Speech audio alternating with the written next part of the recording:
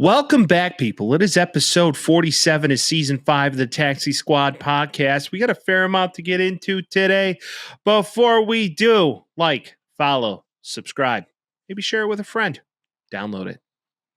We got strange and unusual topics about people who are no longer with us, which could also mean sad and unusual. We also have some fun in between that time.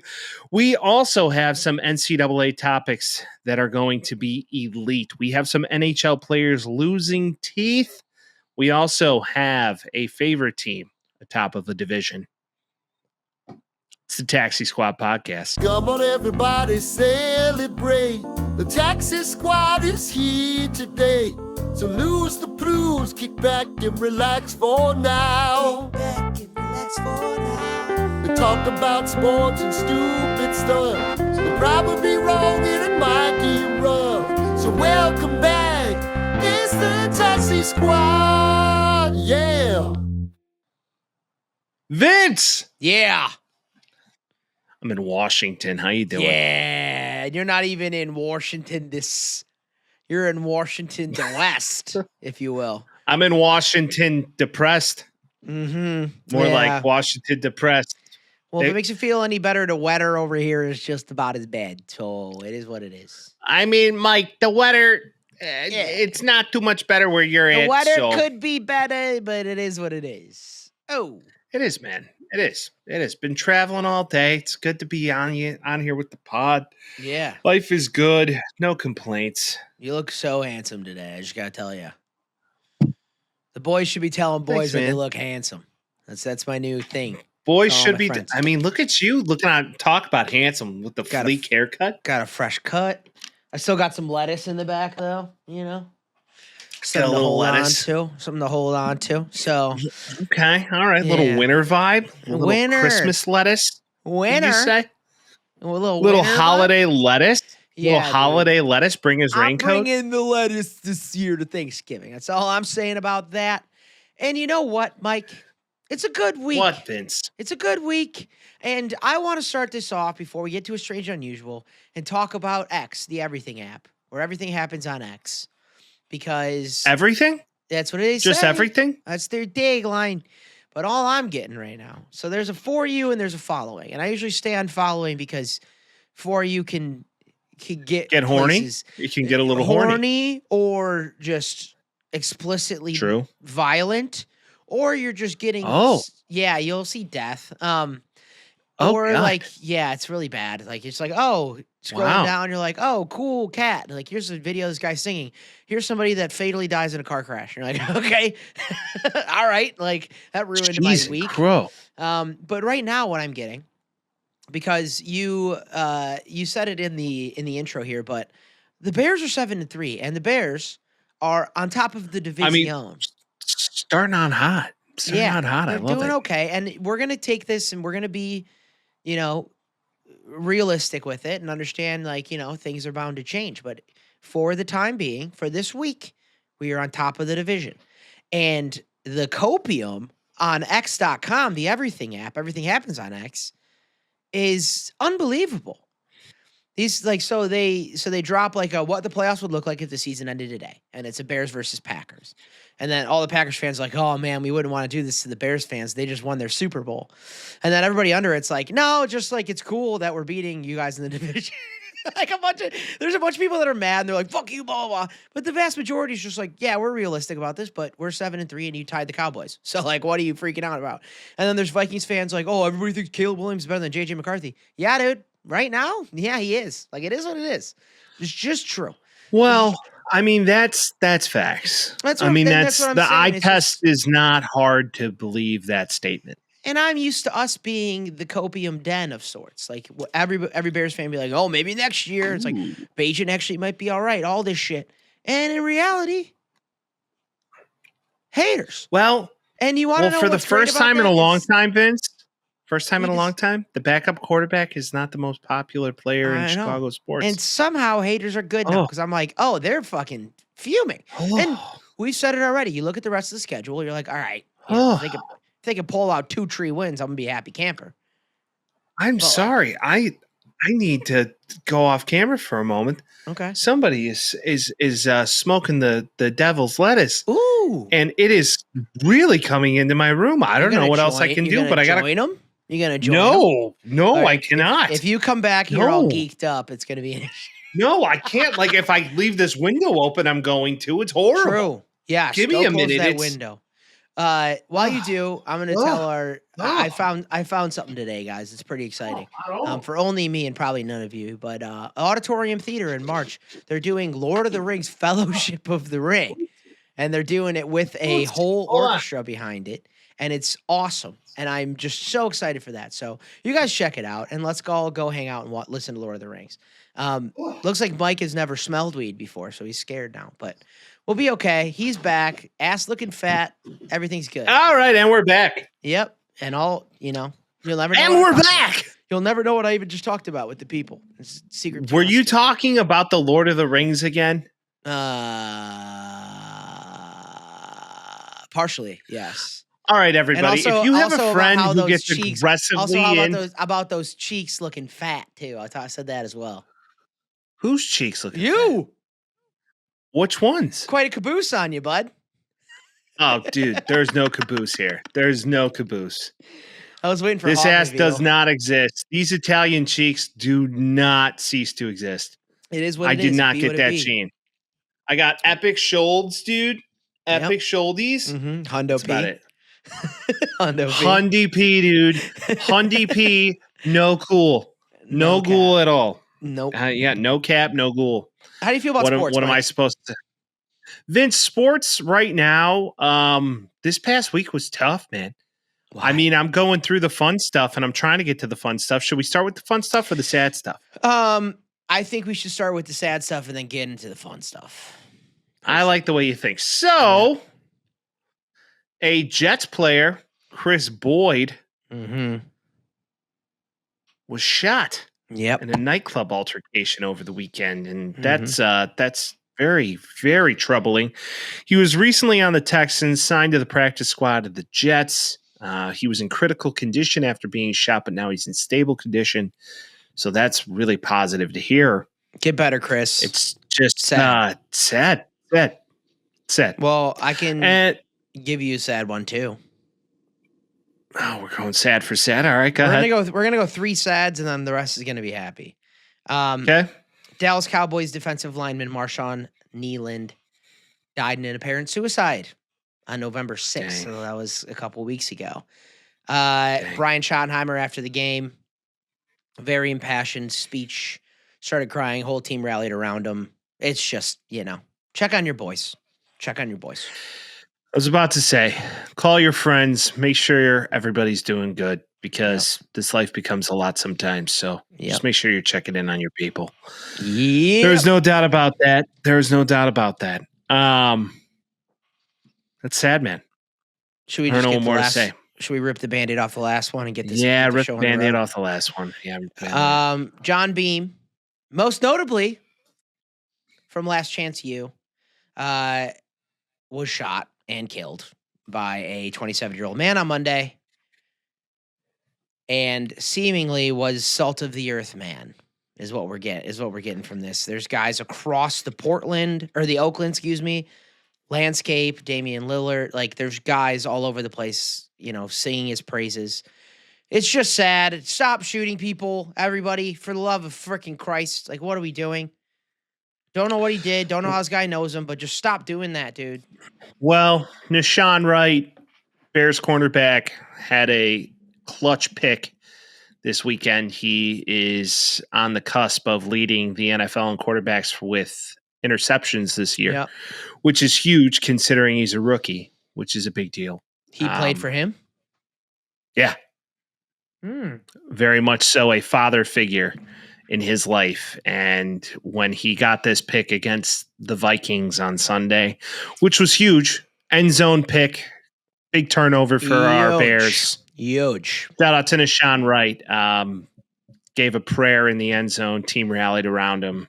This was like his father, because he didn't have a father figure growing up. So, yeah, heavy way to start the pod this week. Don't know what else to do, but we got to give the roses where they're due. speaking of the pod and how we're Didn't mean for that how we're most I didn't mean notably. for that to rhyme. I was gonna I say did not Dr. mean for that to fucking rhyme. Seuss over here, dude. It's Dr. Seuss giving the bad news. Cam Scattaboo on a scooter is maybe the best thing I've ever seen in my life, dude. This man, most notably, shout out to Richie, has CTE. I don't know any other explanation. Unconfirmed, but unconfirmed, allegedly may have or may not have CTE. He seems like he takes life and holds it by the balls and does whatever he wants. And I love that. He comes up, obviously his leg is all busted. He's out for the season, but he's like, get me on a scooter. And somehow the first thing I thought was we should put this guy on a ramp and see what happens. Kind of similar to the Shane Gillis, like we should race these motherfuckers. Is like I'm like we should put this guy on a ramp, like on a big air ramp, and see how fast he can go. If it wasn't a complete injury risk, I would love to see how fast he can go on a ramp. Yeah, I don't think the Giants would like that idea. Probably not. Yeah, probably not. Probably not good for his recovery, but he was really everywhere this past weekend. I mean, he was at WrestleMania. He was at UFC. I mean, he was screaming at UFC, hitting him with a woo, big woo guy. Yeah, love it, love it. I just can't. I honestly don't even need him to come back and play in the NFL. He could be like a big Dom too, but he's just rides around in a scooter and causes ruckus. We discussed this before he got injured, but we were like, this seems to be like a situation where it's going to be like fun while it's here, but it's not going to be for long. Yeah, he's here for a good time, not a long time, and the way he runs. But hey, who knows? We've seen be a 10-year guy. That's you never know, but it doesn't feel. Derrick Henry is a physical freak. Yeah, they're the same size. I mean, we'll get in. Cam Scattaboo's 6'5", 270. Yeah, right. No, Cam Scattaboo's built like a spark plug. But, I mean, we can talk about how the Ravens look quite suspect against a Browns team that was led by none other than Shadeur Sanders. And to lean into this, poor guy gets his first start. Not saying he's poor guy. I was going to say poor. Because he's not. Yeah, poor is a lack thereof. Never been. Considering his family ties and all the money he made in college. Poor he's never been. The Medina County Sheriff's Office in Ohio said $200,000 in stolen goods was taken from the home of Cleveland Browns quarterback Shadeur Sanders after 3 masked suspects broke into his home on Sunday. Surveillance cameras in the residence were able to capture video footage of the suspects as they entered and exited different portions of the home. The office said in a statement provided to Fox News Digital, the suspects were wearing masks and gloves and can be seen exiting the residence at approximately 6:58 p.m. with various property belonging to Mr. Sanders. Yeah, this happens. This happened to Joe Burrow. I feel like this happened to a couple other people. You know when the guy's going to be at the game. You know when no one's going to be at their house and they break in and do it. Like, there's got to be some solution to that. Obviously, he has cameras, but, like, there has to be tracking or there has to be immediate police dispatch or something like that. Like, what are we doing? I have a fun scenario. Okay. All right, Vince. You're playing in an NFL game. Nice. Great Vince Glaviano. Yeah. Vince Glaviano starting QB. No, not like that. Slot receiver. The less likely option. I don't know what's more or less possible, but let's face it, we're playing on a line somewhere. Then I can run in a slot position. We are playing on a line somewhere. Anyways, you're at your game. You're like, Mike, hold down the fort while I'm at the game. Mm-hmm. Yeah. I hear a window get broken into. Yeah. All right.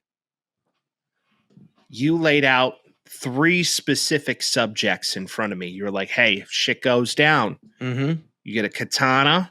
Ooh. You get a boomerang. Ooh, boomerang. With spikes on it? We're going. Not necessarily. Are you going to throw it around him and it's going to come back to you? Be like, that was pretty sick. I don't know. It's like, I got to go. I can't rob this guy. That was sick as fuck. I don't know. Okay. I don't know. Okay. Or, okay, we got a slingshot.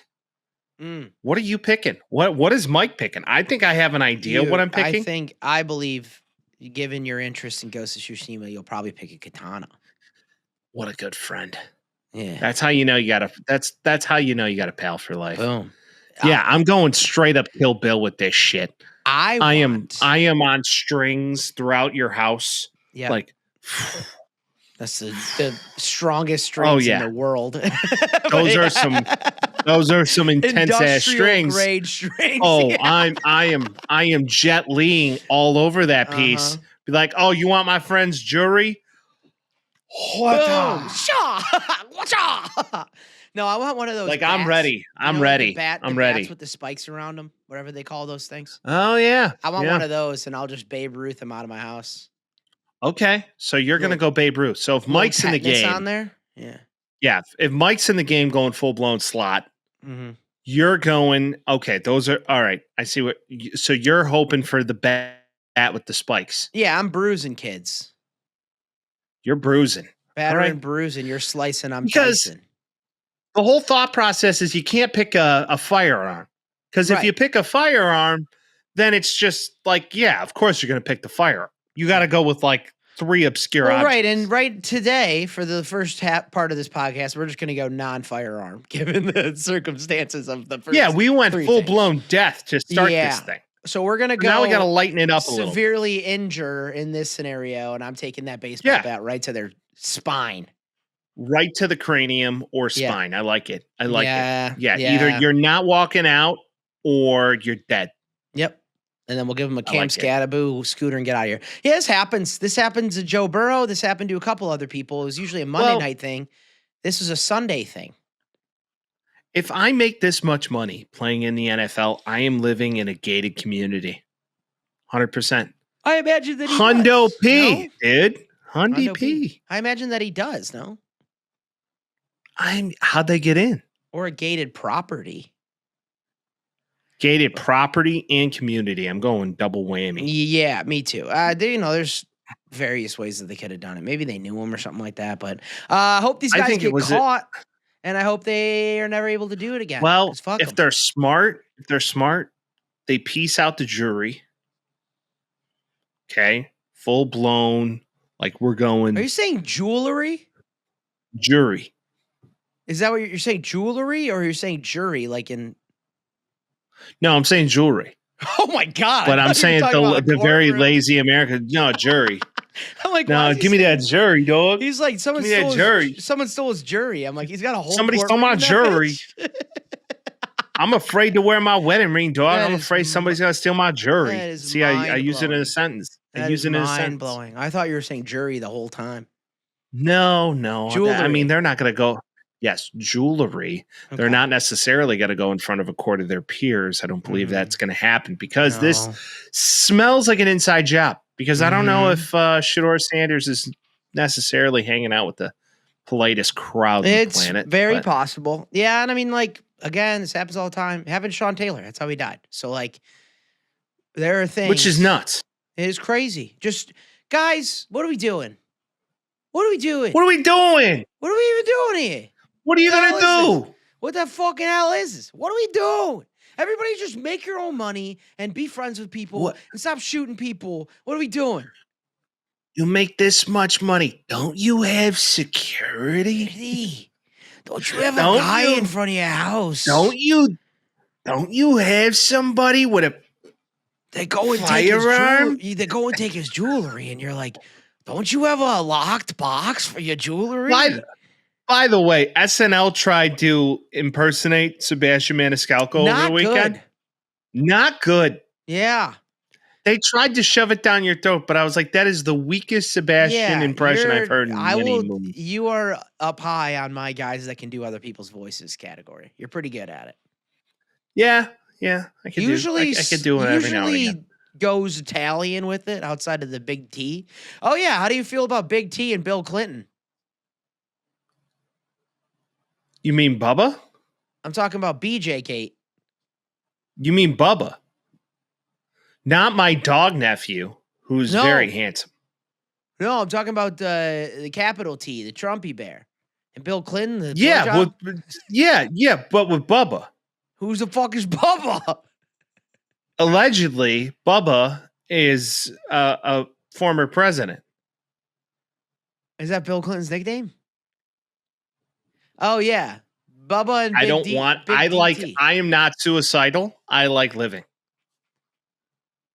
I'm not getting any of this. None of this is making sense to me. Well, I'm just saying people who bring his name up tend to either die of random causes or do not show up to work the next day. So I like life and I'm not suicidal. And if that did in fact happen, you're doing an Epstein that's crazy, man. And if that happens to me, well, shouldn't have got a blowy from Bill, young Bill getting a blowy from DT. But it is what it is. Such is life. So he's a big fan of the fellatio. He's a big old fan. 100%. Because that's 2 for 2. Right. That's 2 for 2. Maybe he's batting 1,000. Maybe Hill Dog was just never offering it to him. So, I mean, I don't know how you go from like, I'm gonna give you the best one you've ever had to like Monica Lewinsky, who was honestly attractive. I know, but DT in her day. He's got to be able to work it down there. So I don't know what to tell. I don't know what to tell you. I'm gonna work the shaft better than anybody's worked it before. I'm sorry. I'm gonna make you come.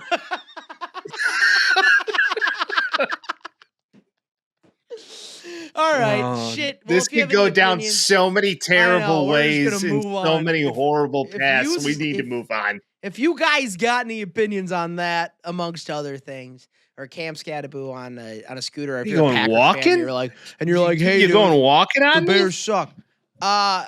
Air it out. Do your best to air it out. 3-1. We haven't aired it out. I'm saying you should air it out. No one aired it out this week.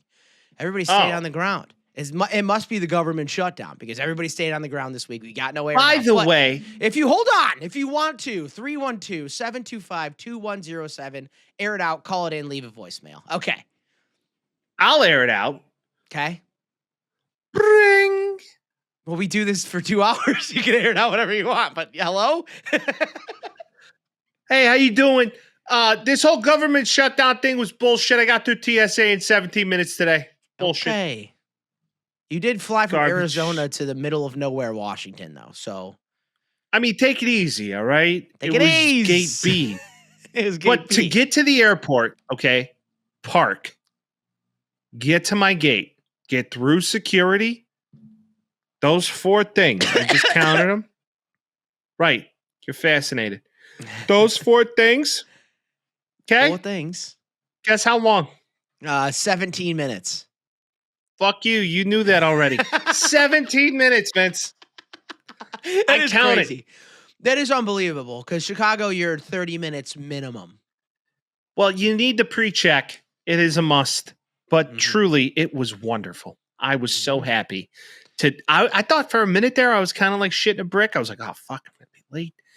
Oh, man, I don't know. My flight was so little, okay, that I got to my gate. Mind you, boarding started at 12:50. My bad, 11:50. Guess what time they got from Group 1 to Group 9? 12. Dude, it took literally 5 minutes.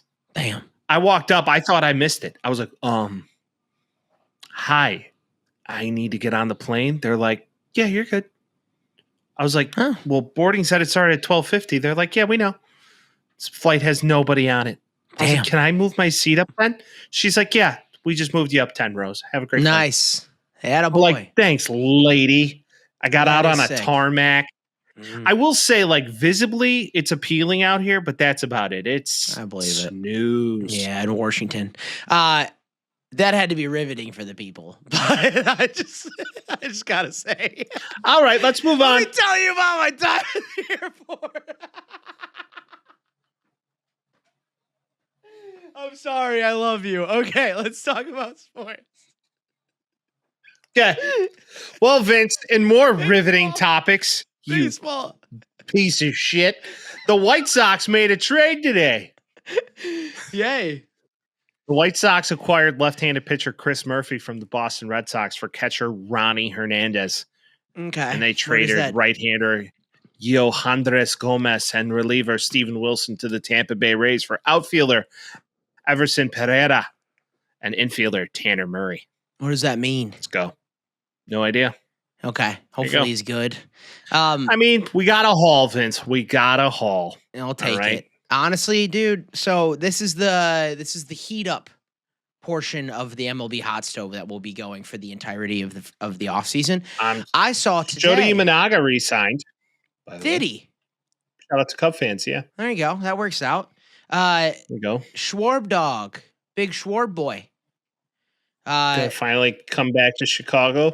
He had 56 homers last year, 132 RBIs, 240 average. He's 32 years old. He's up for a contract. Guess the main team linked to his name right now. I'll give you two guesses. The Cubs. Wrong. The White Sox. Maybe three. I'll give you one more. The Yankees? Try on the Pittsburgh Pirates for size.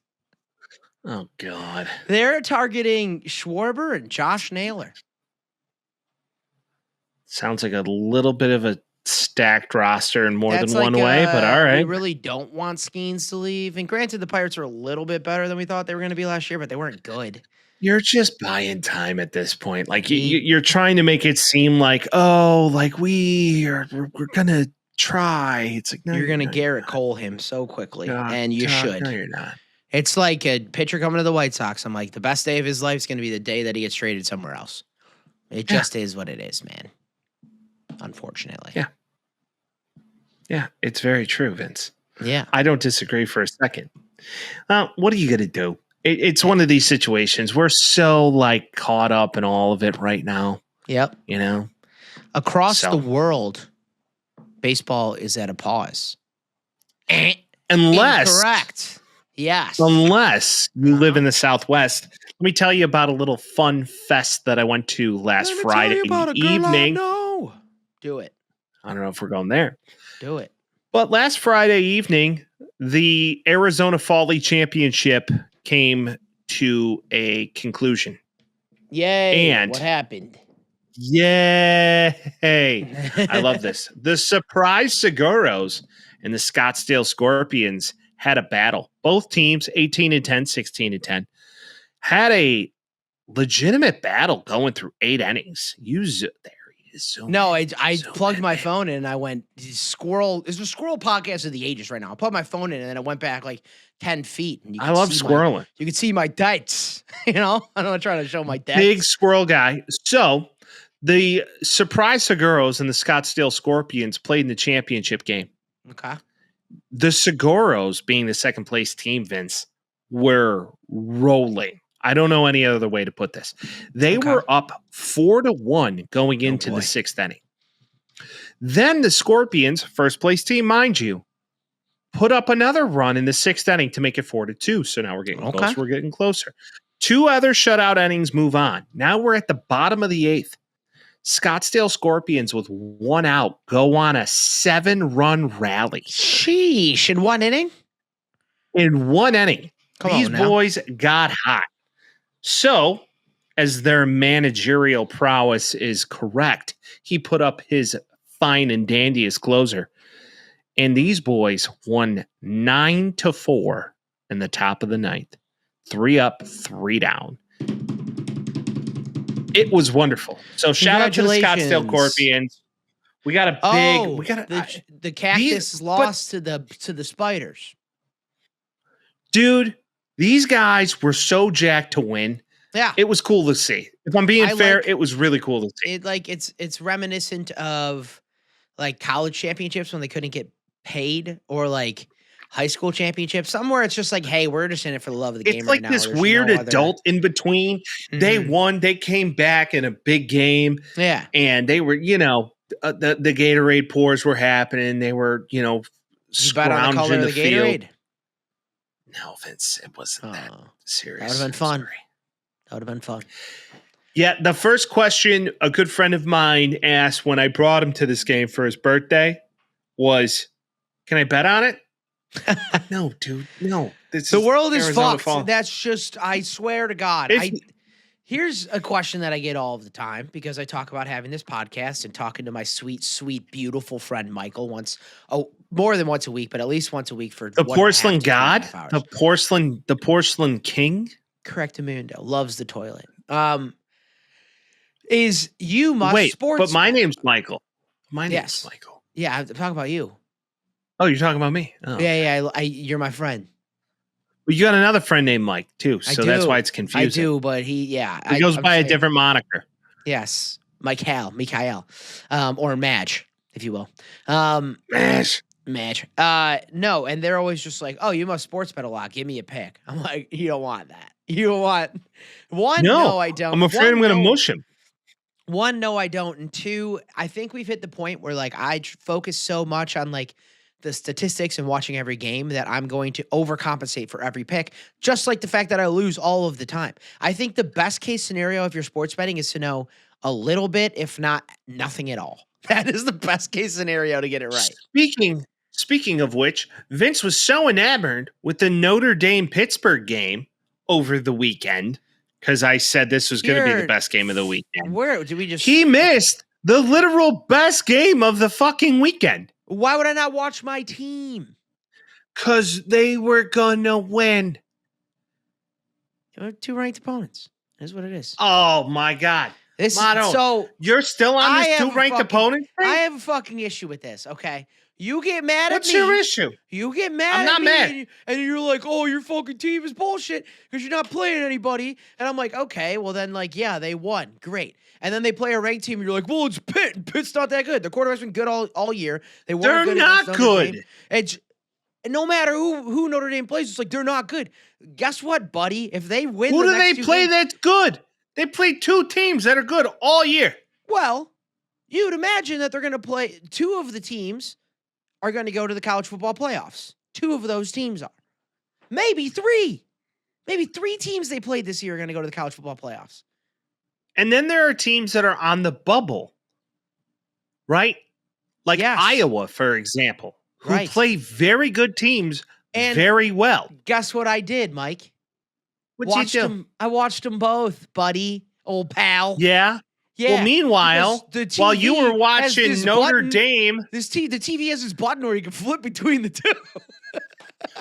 Well, while you were watching your Notre Dame Fighting Irish beat the shit out of Pittsburgh, it was by the way, massacre. 37-15. It was over in the first quarter. Yeah. By the way, Pittsburgh has more Hall of Fame players per collegiate program. Yeah. In NFL history. I don't know if you know that. It surprised me initially, and then I started looking. I'm like, oh, these are all old guys. It's insane. Dan Marino, Aaron Donald, Mike Ditka, LaShawn McCoy, Ditka. I mean, where are we? Like, the list goes on and on. It's impressive. They just wish that they were all playing together at the same time. That's the only problem. Is they keep having the good guy in a team full of not good guys. I mean, hey, I'd want to play with Ditka. Now, in what capacity? Okay. You want to play with him? Like on the same team, you fucking weirdo. Okay, I don't know. The whole DT and Bill Clinton thing's throwing me for a loop, so I just assume everything. Anyway, South Carolina and Texas A&M were in a battle. Mm-hmm. South Carolina was up 27-3 at the half. Oh yeah. Texas A&M came back in the second half to win 31-30. It was bananas. Yeah, it was. I couldn't believe it. We talked about it too. We were like, should we bet on this halfway through? I did. You did. I did not, because I'm always just like, nah. And then I won like a week's worth of losses in that game, and then I gave it all back on Sunday because I'm stupid. Yeah. But I'm happy that happened the way that it did. So you know what I'm like kind of like weird about is that you didn't realize Northwestern and Michigan were playing in like your own backyard. Yeah, man. Colin Coward was right there. So was Dave Portnoy. You should have went and threw him a taxi hat. I walked around a little bit. I just wanted to see it, and then I was like, there's too many drunk people. Did you wear your taxi hat? You should have. I didn't. Should have got you on No. TV. We should have Kept had the you in flow. Taxi Well, no, squatted because out. I was not at my home the night before, and I drove home, and that was at like 11:30. Oh, so you had to So- park like 4 blocks away. Yeah, bud. It was bad. And That's no bueno. by the time I parked and stuff, the game was about to start, and I kind of missed that window. But I didn't know when I drove up and I saw it's this thing. You see a couple people with signs saying parking $50. I'm like, oh fuck. Like this is not good. This is not. I'm entering the belly of the beast right now. But yeah, supposedly the Wrigley games have gotten a little bit better because I heard it's a miserable experience as a fan. But I don't know if I'd want to watch a football game there, even though most notably our beloved did play there for a very long time, aka the Chicago Bears. yes.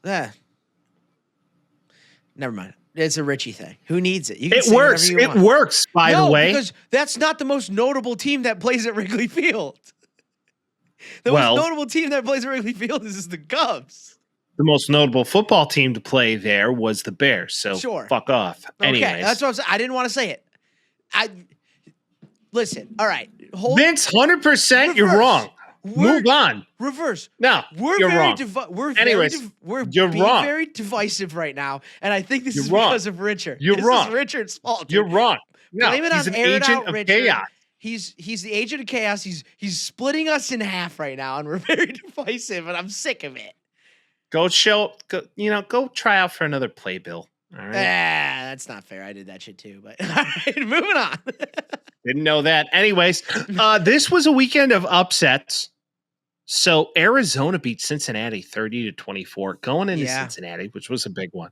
Mhm. Virginia Duke kind of is on the down run, but Yeah. let's get to the fun Can one. Can I ask you, how do you feel today if you're Shane Beamer, head coach of the University of South Carolina? How do you deal with that? I just feel like you gotta chalk it up to you don't have the horses right now. I don't But feel like they it's a didn't. They scored one field goal in the first half, and they let them just run They've through 'em. played very good teams well for one half. So you got to put together. Yeah, I mean, four shit. quarters. They almost beat Alabama. They almost beat A&M, but almost counts in They're on the bubble to be something more than what they Sure. are. Okay, similar to kinda the team always I'm going to has bring been. up next. They kind of Well, always have been. Let's see, because if you break down this game, the second half, Texas A&M woke up. Lenore Sellers looks to be the second coming of Dude, Cam Newton. He whatever is the so hell good. that fucking throw was in the left side of the end zone was just Well, one of the prettiest throws I've ever seen. Marcel Reed's no slouch. Marcel Reed has the tools. He threw 2 picks really bad in the Yep. first half, and it just seemingly like snowballed from there. So Sure. he needs to be a lot better than what he is at this time, but I do see this team being something next year, to the point of what I'd like to talk about next. Talk about a team that is better than what they were last year, similar to a professional team that are better than what they are last year. But last year, in this same scenario, we're losing these games. If you look at the 17th ranked USC Trojans in close games last year, 1-score games going into the fourth quarter, they were losing these games. So much so is you guys And- would be up by a touchdown and you text me and be like, the game's over. And I'm like, you're winning. And then it always Mike, ended you're up that winning, way. and we Yeah. lose. Yeah. And that was where we were at that stage of the game last season. Mhm. But it seems to be a culture shift. And I had the opportunity to listen Knock to some on Joel wood, Mike. Klatt. Knock on wood. Got There it. you go.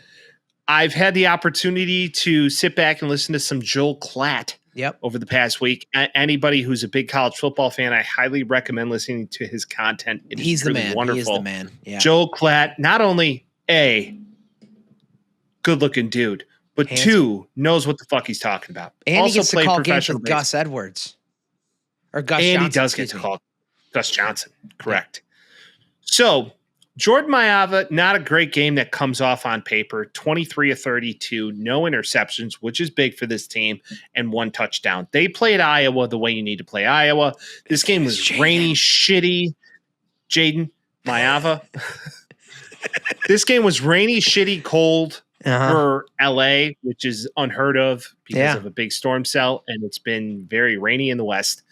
they were down by 4 going into the half, and I was like, here we go. So they were down by, but they shut it was out 21-10.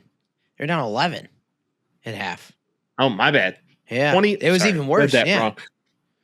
21-10 at the half, and then as we move through this whole deal, we are now going into the fourth quarter shutting out an Iowa Hawkeyes offense, which is not difficult to do. But it isn't, but in the first quarter, I was like, oh, I think Mark Gronowski kind of figured something out. And then I was like, oh, USC's defense isn't very good, so it's probably going to be tight the whole time. And then I was like, oh, Iowa's going to smoke them. This is sad.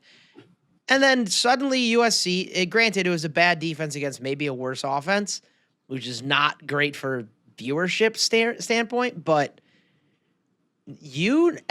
I'll say this too. You're looking at a path. There's a path.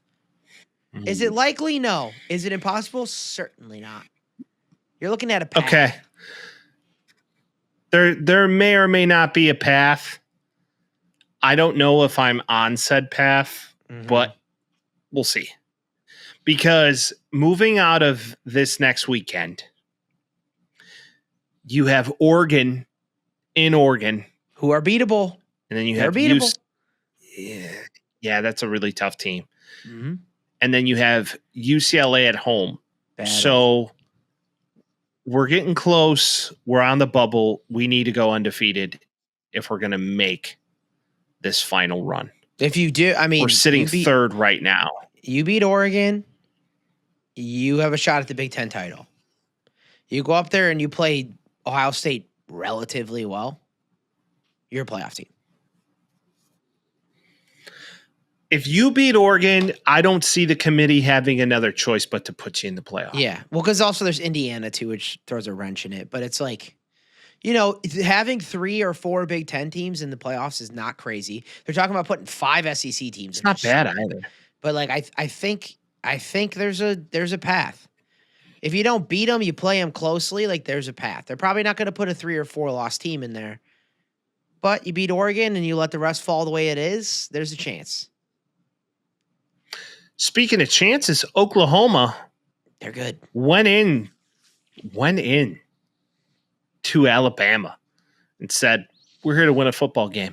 And they won a football game. They did. They won a football game. I've been on the haterade this year, just like Alabama's not 4th in the country. I've been saying that every time they keep moving up, you're like, there's not, like, the eye test tells you no. It tells you that Ty Simpson's good, but it tells you that they have defensive issues. And scoring the ball when they get close to the end zone is tough. Like, they can do the far passes, and Ty Simpson's going to throw something wild, and, Ryan Williams go up and catch it. But they don't seem like the team where it's like, if they're marching down the field, it's over for you. They just don't have that. And Oklahoma, and if Mateer is healthy, I'll take them over Alabama every day if Mateer's healthy. Mateer just is very interesting to me, where he was supposed to come in here and put the ball over the field, laser show. He's just running the football all the time. He started the year that it's just he's injured. He's clearly not 100%. Yeah. And that's something for me that I look at it and just go, 100%. He's not going to throw the football. Hondo P, dude. This was a game, though, went down to the wire. The fourth quarter was truly electric. Loved watching it. This was a wonderful college football Saturday for your friend Mike, who does root for the Trojans and the Sooners. Is this all a moot point? Because there's a team in Columbus, Ohio that might as well be a professional team. I disagree. I don't think Julian Saint's that great, but okay. Why? Dude, when you have the best defense in the country, Randy Moss and Chris Carter, and his defense is the 2001 Raiders. It's like you have the best talent in all of college football. I hope you're this good. Yeah, I truly hope you're this good. Yeah. I don't know what more to say other than that. I want to say that they're beatable, but there's no way you can say that they are. They're not. Like, they're after not beatable. They just aren't. Yeah, okay, so you play UCLA at home, now you play Rutgers at home, and then you got Michigan. And which this year is the year they're just going to curb stomp Michigan. yeah, but so was last year. Michigan was worse than No, they were last. Yeah, Michigan is wasn't more very so- good last year, and Ohio State was the best in the country at the time, and they took their fucking L. I think Michigan can win again. I want them to, but I think Shout that out they to can Thanksgiving. too. Yeah, it'll. Yeah, well, it's 2 days after. Yeah, 2 days after Thanksgiving. I don't think Michigan's gonna win, but that's the only team left. Them or Rutgers, like who's gonna beat them? You know, but I heard this too with Ryan Day. It was like he's before, and especially with Michigan. I think Joel Klatt said this.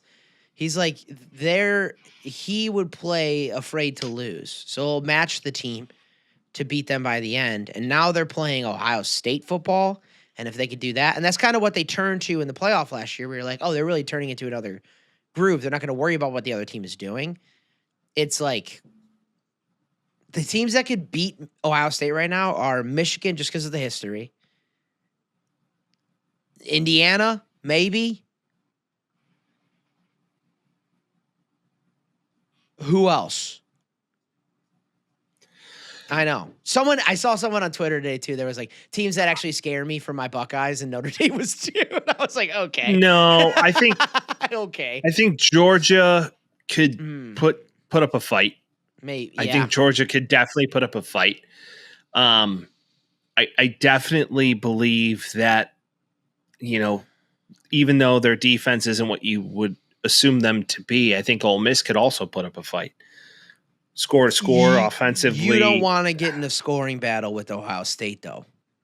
Yeah, but if there's one team to compete on that level, it's Lane. Mm-hmm. So I don't see it devil. being. We'll get in there. But Yeah. I just look at this right now. I think Georgia can compete against them. I think you're on a very valid path. I think Notre Dame could compete against them. Defensive team. Yeah. Offensively runs the football very well. Is going to just use and abuse that defensive line over a course of time and wear them out. So it's definitely on that path of I could see both teams, one out of conference, one in a conference, being those two teams to fight. Life or death, but life on the line. Ohio State going undefeated or no? Yeah, they're going undefeated. Yeah, they just are.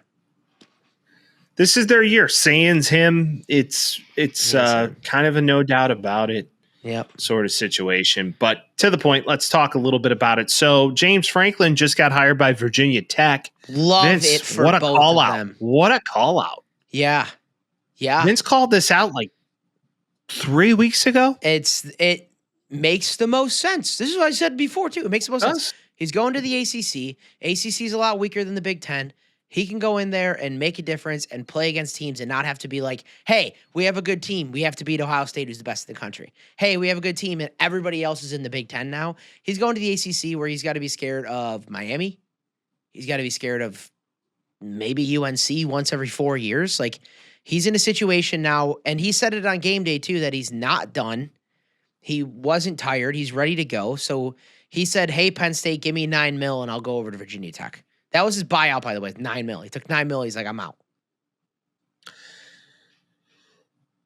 I hate to say it. I don't think I would have been this strong or this decisive. I would have been like, well, I'm going to take 2 years off, figure out my life. $35 million. Yeah. I'm going to go travel Europe with my family. Mm-hmm. And, yeah, we'll get back to it when the time's right. But he said, no, I'm getting the next Michael Vick. We'll see. It's going to be a battle. But to your point, in the ACC... They're going to be better. They're going to be a hell of a lot better. Well, not right away, but give it 2 to 3 years, they're going to be competing in that conference. I don't see another way out. He coached the shit out of that Vanderbilt team when he was there, too. So, something to keep in mind then. Yeah, and that's before Pavia. Mm-hmm. Another name being floated. Yeah. Another name being floated. Your guy, Vince. Who? Your Freeman? Guy. No. Your former guy before Freeman. Oh, BCal? People are saying Brian Kelly could have a legitimate shot at becoming the head coach of Penn State. I could see that. Hey, good luck. Have fun, dude. I don't know. I don't think he does because I I think he's vain enough to say, hey, I'm just going to take this money. And Grant, he hasn't been fired yet. But now they have probable cause. So I don't it's so dumb. It's so dumb. The fact that people are even considering his name after how he's just maintained the fact that he is just an atrocious human being and a coach. Do you know who should be listening to his name is teams that are in medium conferences, the same way as the James Franklin, that could use the guy to change the program. Because he will. He'll do it to Cincinnati. He'll do it to a MAC team, or he'll do it to a Mountain West team, or a Big 12 team. Give it to him. It's just if you're let's face it, he's going to become the head coach of Rutgers. Let's face it, he's going to be the head coach of Rutgers. That's fine too. And actually, his accent will work, which is great. I'm happy for him. But me and my family, if you're going to give him any job in a power 2 essentially now, maybe power 3 conference, good luck. It's just no. Yeah. He's not a good coach anymore. He's the winningest active coach, quote unquote active, in the entire NCAA right now. But how many big ones has he won? And the answer to that is few, if not any. Well, and that's the problem with James Franklin. Yeah, but he kind of. The thing with Brian Kelly is James Franklin went to Penn State and made him better. For sure. Brian Kelly went to Notre Dame, kept them kind of where they were. They got good for a couple years. Brian Kelly went to LSU, made them actively worse. It's not like he didn't improve the teams. You know who we forgot to talk about, Vince? Leno. Well, no. Yes, Leno. We'll get there. Navy beats South Florida. Oh, yeah. Navy beat USF 41-38. I told you Navy was good. I told you Navy is 8-2, and they're not even ranked. I know. I told you they were good. What is going on with the world? Dude, it's Navy went into Notre Dame and got their cheeks clapped, and then they left and they said, we got to do a statement. That's all. Granted, they haven't played anybody all year. Yeah, it's Navy. The one person they played, they beat. That's crazy. Let's rewind the clock to 365 days ago when Navy and Army, when Navy and Army were both ranked, and they played each other, and everybody's like, "This is crazy," and then immediately they just got Notre Dame destroyed them both. Obviously, but it was just like, oh, never mind. This is a fun little story. Yeah, because that team definitely deserves to be where they were. I digress. Anyways, let's talk about Lane being stalked in Baton Rouge. He's in the Rouge. He's in Gainesville. He's being stalked.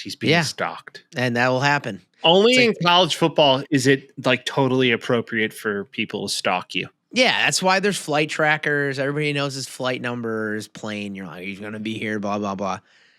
I've never been more confident in my life to say that Lane will not be leaving Ole Miss anymore. Really? I thought about it a lot, and I was like, all right, how is this all getting out? He's a little bombastic. He does all that stuff. I'm going to go see this. I'm going to go see that. In my opinion, if he's going to make a move, it's not going to be pushed out there all that much. I think right now this is a play hey, look at all these people interested in me. Give me the money, Ole Miss. They have money. They have a shit ton of money in their backers. There really isn't a benefit of moving schools at this point if he's going to stay there and they're going to be this good. I get the LSU thing, but I right now feel like Ole Miss is going to match whatever number that LSU or Florida's going to give him, and he's going to stay. Unless he feels like he needs a change. That's the biggest thing. Unless he feels like he needs a new change of scenery to go and restart, figure it out again, walk in the footsteps of the guy who brought him onto his program many moons ago, being Nick Saban, which LSU would be the footsteps of that. Dude, Lane Kiffin, and then you hire Ed Ogeron as your recruiting guy, and then you're just or defensive coordinator. Power team. Yeah, 100%. Well, they have roots, which is nuts, which a lot of people don't understand. Lane and Eddie O have roots. Together? Yes. In Alabama? No. Southern California. Oh, duh. Yeah. Come on, let's go. I mean, think about it. If you had Eddie O, former head coach of LSU, which will never happen, it's a pipe dream. Yeah.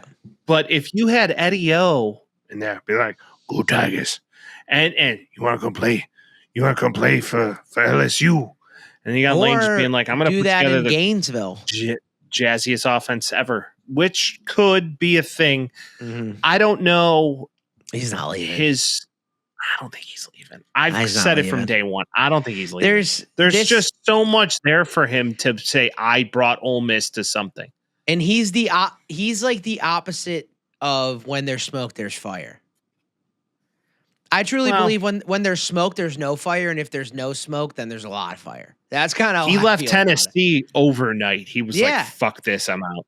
That's what I'm saying. It's like something happens, you're like, "Oh shit, really?" Like this is too on the nose. I can't imagine it happening. College football, nothing surprises me. It's gonna always be something. I have horrible news for you, by the way, too. What's that? There's a couple shoe-in games right now that Notre Dame has to win, and they will absolutely be in the playoff this year. I didn't think that they weren't going to. You did like 3 weeks ago. You told me they're not going to be in playoffs. Well, you know how the committee works, so it's fine. I know, and they're starting to smoke dudes too, and their defense looks good again. And you're like, fuck. It's like, here, we're just gonna glaze up Notre Dame as we always do. NBC. Oh, I thought you meant us on this podcast. I'm like, dude, I have to fight for my life for that team. No, the committee glazes, just absolutely Google glazes history. Notre Dame constantly. It's history, man. It's history. Yeah. Historic franchises are going to get the nod. Just adorable. Let's talk about this fun week of football, shall we? I like this week. Your jealousy's impending. You guys are going to make it too. We're both going to make it. I hope you're right, Vince. I don't have that much faith because I'm a realist. You, on the other hand, live in fucking fantasy land. Anyways. Okay, so as in fantasy land, like Notre Dame's not going to make the playoff? No, they're going to make the playoff. Just don't anticipate them to go further than the first round of said playoff. I have deja vu from last year, dude. I have actual deja vu from last year. Good. And I know you got a very good looking head coach and all the things, but just a good quarterback and a solid defense and the best running back in the nation and all these things. Best running back, yeah, that's fair. Yeah, you can't argue that. I'll give Love the best running back. That's the only one that's valid out of all the things I said. Watch, they lose to Syracuse on Saturday. I'd piss myself. That would ruin my day, and week, and month, and probably year. Bears 7-2. Anyways, or 7-3. Anyways, let's talk about this week. Yeah. Got a fun Saturday ahead of us, kind of sleepy, but could be fun. Oh, Mizzou goes into Alabama. Oh yeah. Mizzou goes into OU. Sneaky game. Mizzou, don't count them out. I think they're going to be charged up to play a 11th ranked OU team. Miami, Virginia Tech. Virginia Tech getting some juice knowing Franklin's coming. Yeah, when does he start? Does he start after the season, or can they just slot him in now?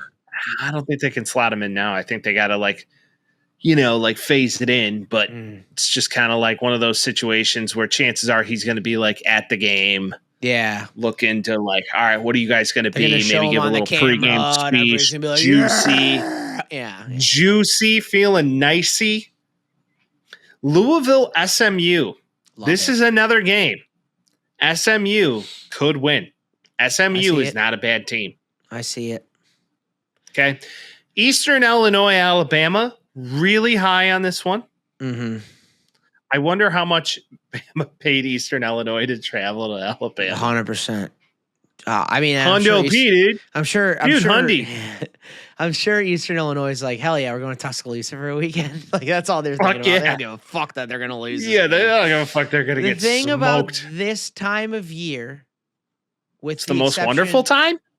Being the most wonderful time of the year? Not week 13 of the college football season. Dang it. Because 2 weeks from now, it's going to be literally like the most wonderful time of college football, where there's just conference championships going on all the time and good matchups. Right now, we're going to be a good team 2 years earlier. Let's make our schedule and say, all right, like the last couple weeks, we need a couple shoe-in wins here. Let's set this up. That's kind of how it feels. Outside of USC, Oregon, Georgia Tech and Pittsburgh is going to be big for the ACC, but in reality, it's like, Miami and who else. all these games, Florida, Tennessee might be fun, but I'm not anticipating great games this weekend. If I'm not lying. I have some games that I'm pretty excited about. Okay. USC, Oregon, I'm glued. Yeah, naturally. I'm on this game. I think that's the best game this weekend. Could be the best game of the weekend. I was bringing that up. Now, Kentucky, Vandy, don't hesitate to look at Kentucky in this game and say they're not going to go down without a fight. I agree. Syracuse, they're going to go get pumped at Notre Dame. Yeah, dude. Just go have fun with that. But 4:00 window, we got Pittsburgh, Georgia Tech. Love that game. Tennessee at Florida, don't write them out. Cincinnati at home against BYU. BYU's had some interesting games where they look great and they don't. BYU, I think, going into Cincinnati, trying to make a point in the Big 12, could try and smack a bitch up. Yeah. And then Texas, Arkansas in the noon window. I'm a little sad there's a different quarterback for Syracuse right now than who they had at the beginning of the year. Oh, yeah. So, do you remember last year when Riley Leonard got smoked and then they brought in the backup quarterback? Yeah. And he went fucking Super Saiyan for one drive and then never played again. That's the guy that went. That's the guy that went to Syracuse. He's been playing all year, and then last week they put in Joe Filardi, so he's not playing against Notre Dame now, which is sad. But I just had to look that up. But it would have been cool to see the old guy get after it. But again, it's not like the best week ever that you've watched of college football, and then you got Arizona State, Colorado, which I don't think anybody's super. This is. To watch. I was gonna say this is the long and short of it. Is like. Early window, watch the Missouri-Oklahoma game, watch the Miami-Virginia Tech game. Other than that, you're like, okay, maybe Louisville-SMU. In the later window, USC-Oregon. And then at night, watch Pittsburgh-Georgia Tech. And then, kiss your wife and go on a date. That's kind of where I'm at with it. Yeah. Always make sure to kiss your wife. Go to a fucking pumpkin patch, dude. There's nothing going on this week. I mean, we're still in pumpkin patch season before Thanksgiving starts, before turkey begins. Yeah.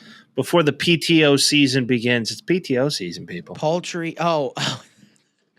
I thought you were making an acronym. No, paid time off. Understood. Yeah, it's PTO season. Everybody just decides at this time of year, we're taking time off. It is that time of the week again, and this is probably the hardest one. What is your it won't happen, but it might just happen upset of the week?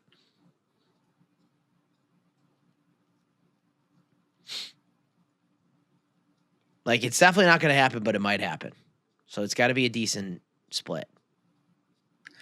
You're baiting me into saying it. I know what you're trying to do. I'm not. We do this every week. We do this every week. I can't put it out in the ether. Otherwise, if I do, it's not going to happen. Are you talking about your boys? Don't do that. Don't do that to yourself. No. I'm not going to do that. Don't do yourself. No way. I could see Kentucky beating Vanderbilt. I could also see Arkansas beating Texas. That's where I was going to go with it. I think if you're going to spread play here, snag Arkansas. It might be closer. But Texas is spread king. No, because I just don't want to be wrong about money line anymore.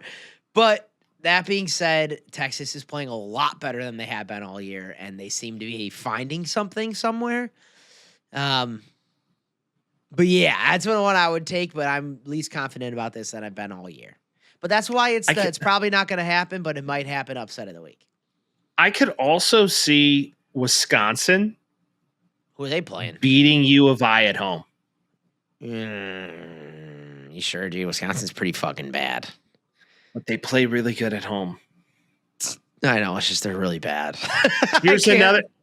Georgia Tech at home against Pittsburgh. Another team. I wanted to take that, but it's too close in the rankings. I don't want to. Yeah, it's a little close. Even though Pittsburgh.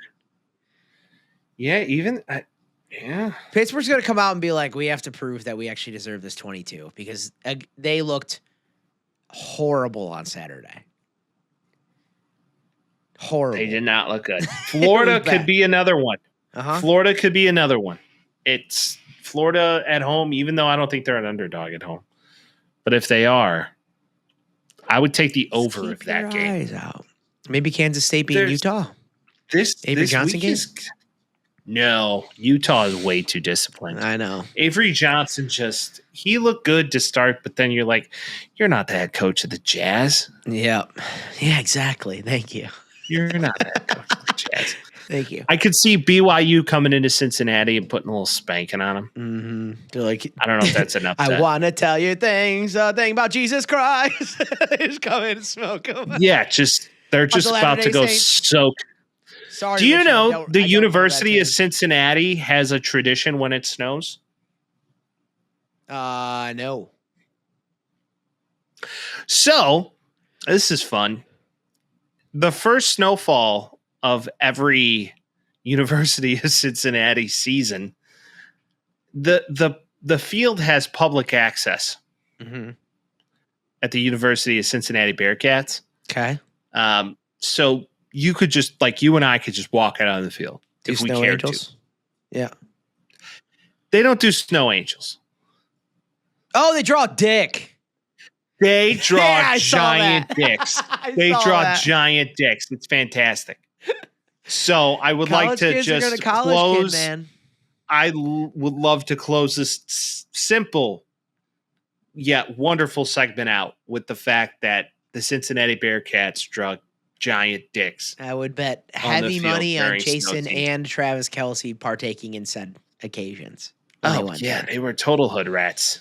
Hood rats. Yep. Agreed. Well, there's college football, people. We hope you enjoyed it, and we'll see where Lane Train decides to park said train. All right. It's time, Mike. And you know what time it's for?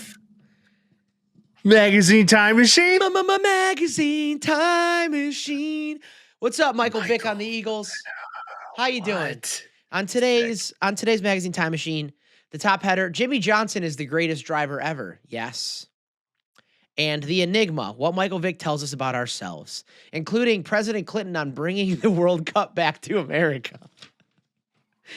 So that's that on that. Shout out to Bubba.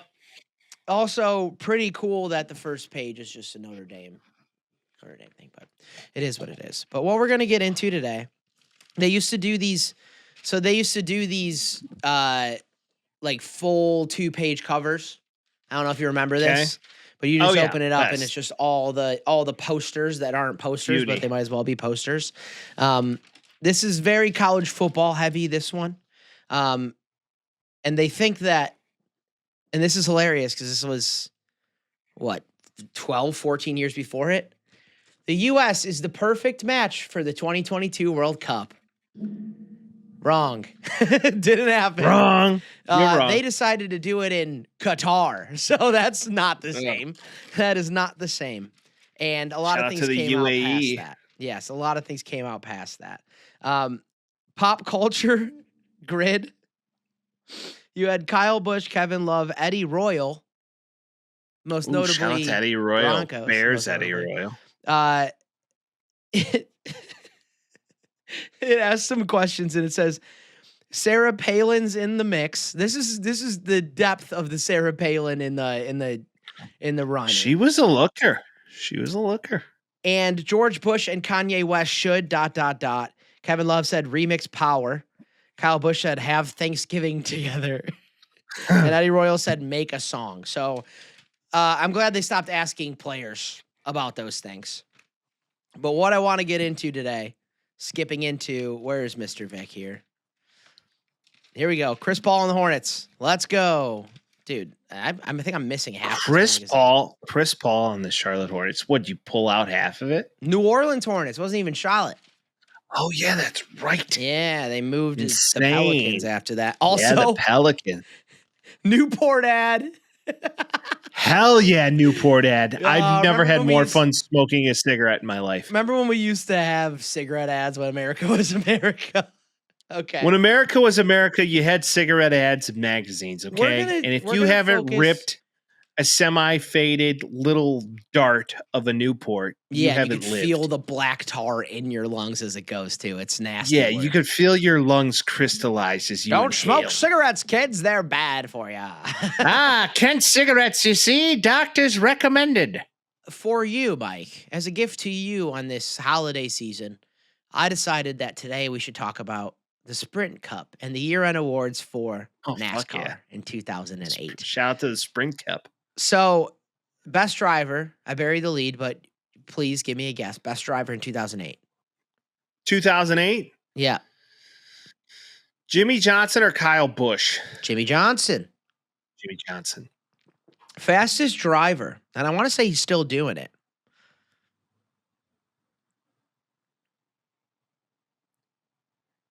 Kyle Busch? No. Denny Hamlin. Denny Hamlin, top speed. Denny's a hell of a driver. Best comeback. Haven't heard this name in a country mile. That's not how that works. The best comeback Of 2008?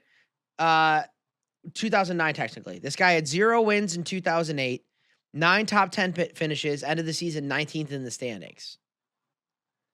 Did he drive for RCR? That is something that I just don't know. Did he drive for Richard Childress Racing? I don't see that anywhere here. Was it Dale Earnhardt Jr.? It was Kevin Harvick. Kevin Harvick. Remember that he name? did drive for RCR.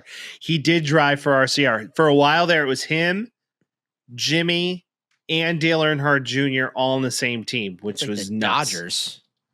It was like the Dodgers. It's like the Dodgers. They were, yeah. Here's a guy's face that I know better than his name.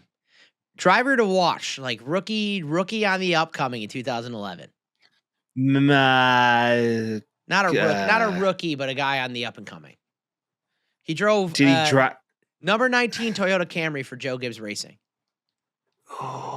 Most recently.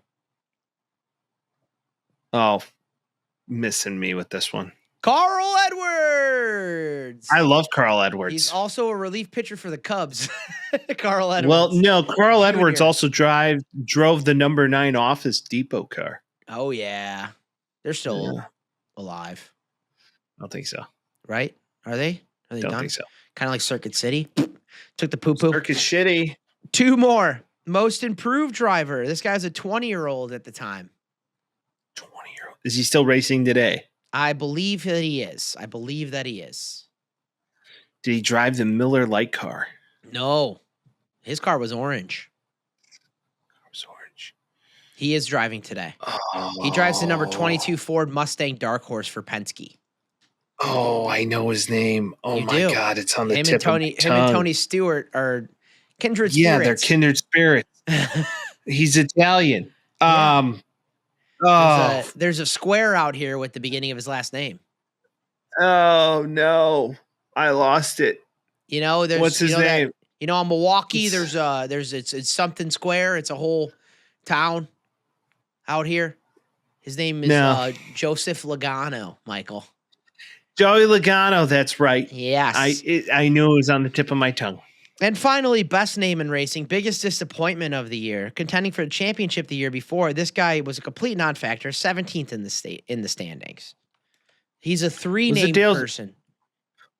Was it Dale Earnhardt Jr.? It wasn't. He's a 3-named person. Technically 4-named, I guess.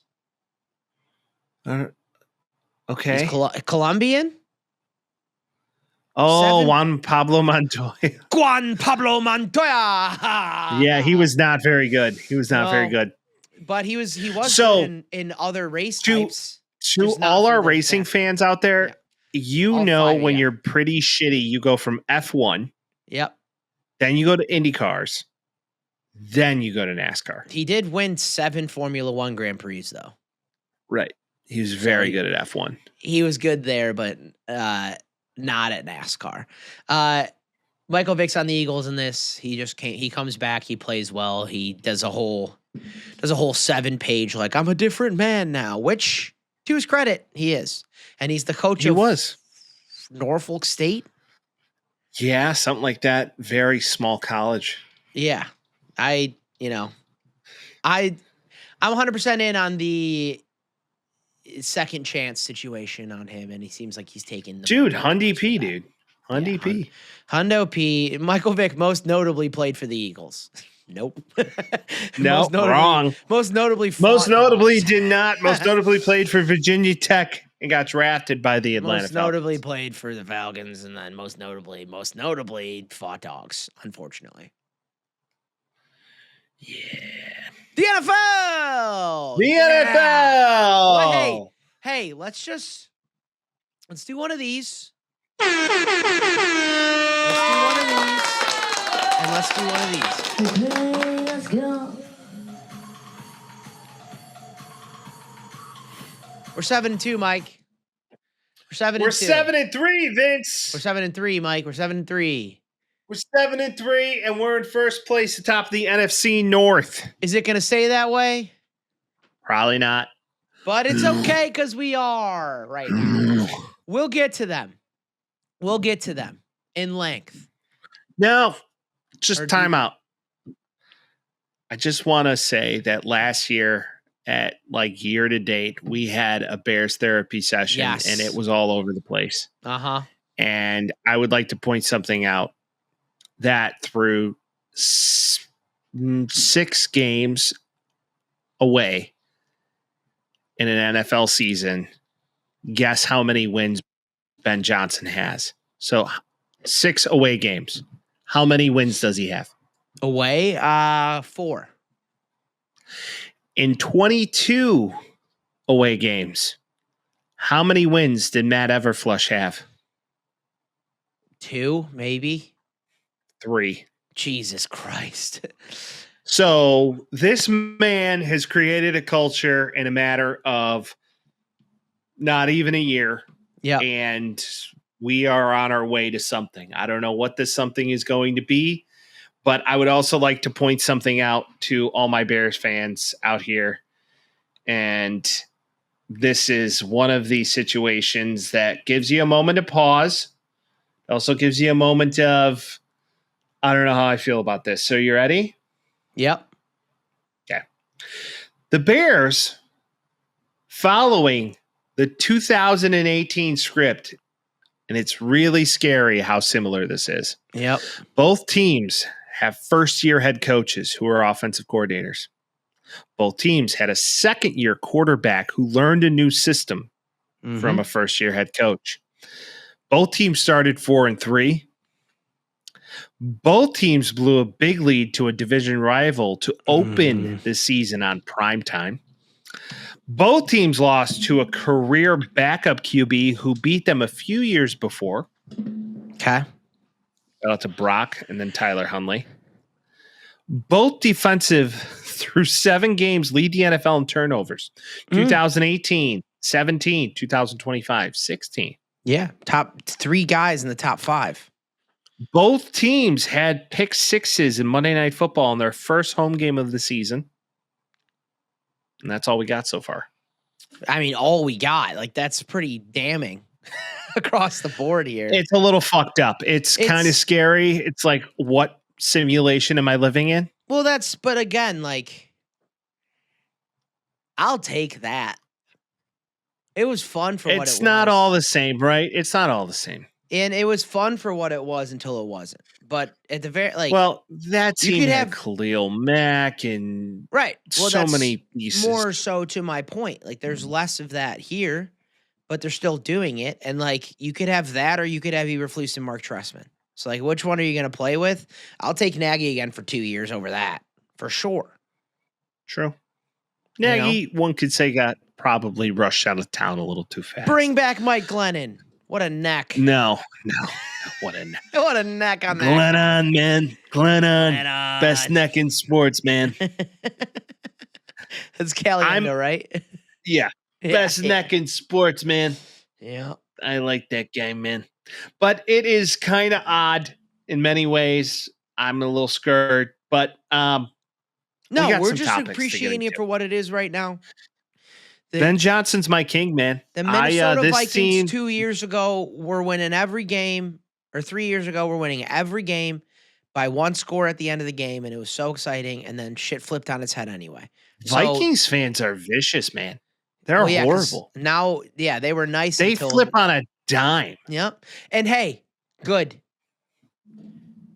I want nothing but that. Give me the smoke.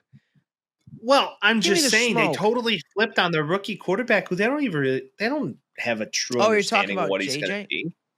Yeah. Nah.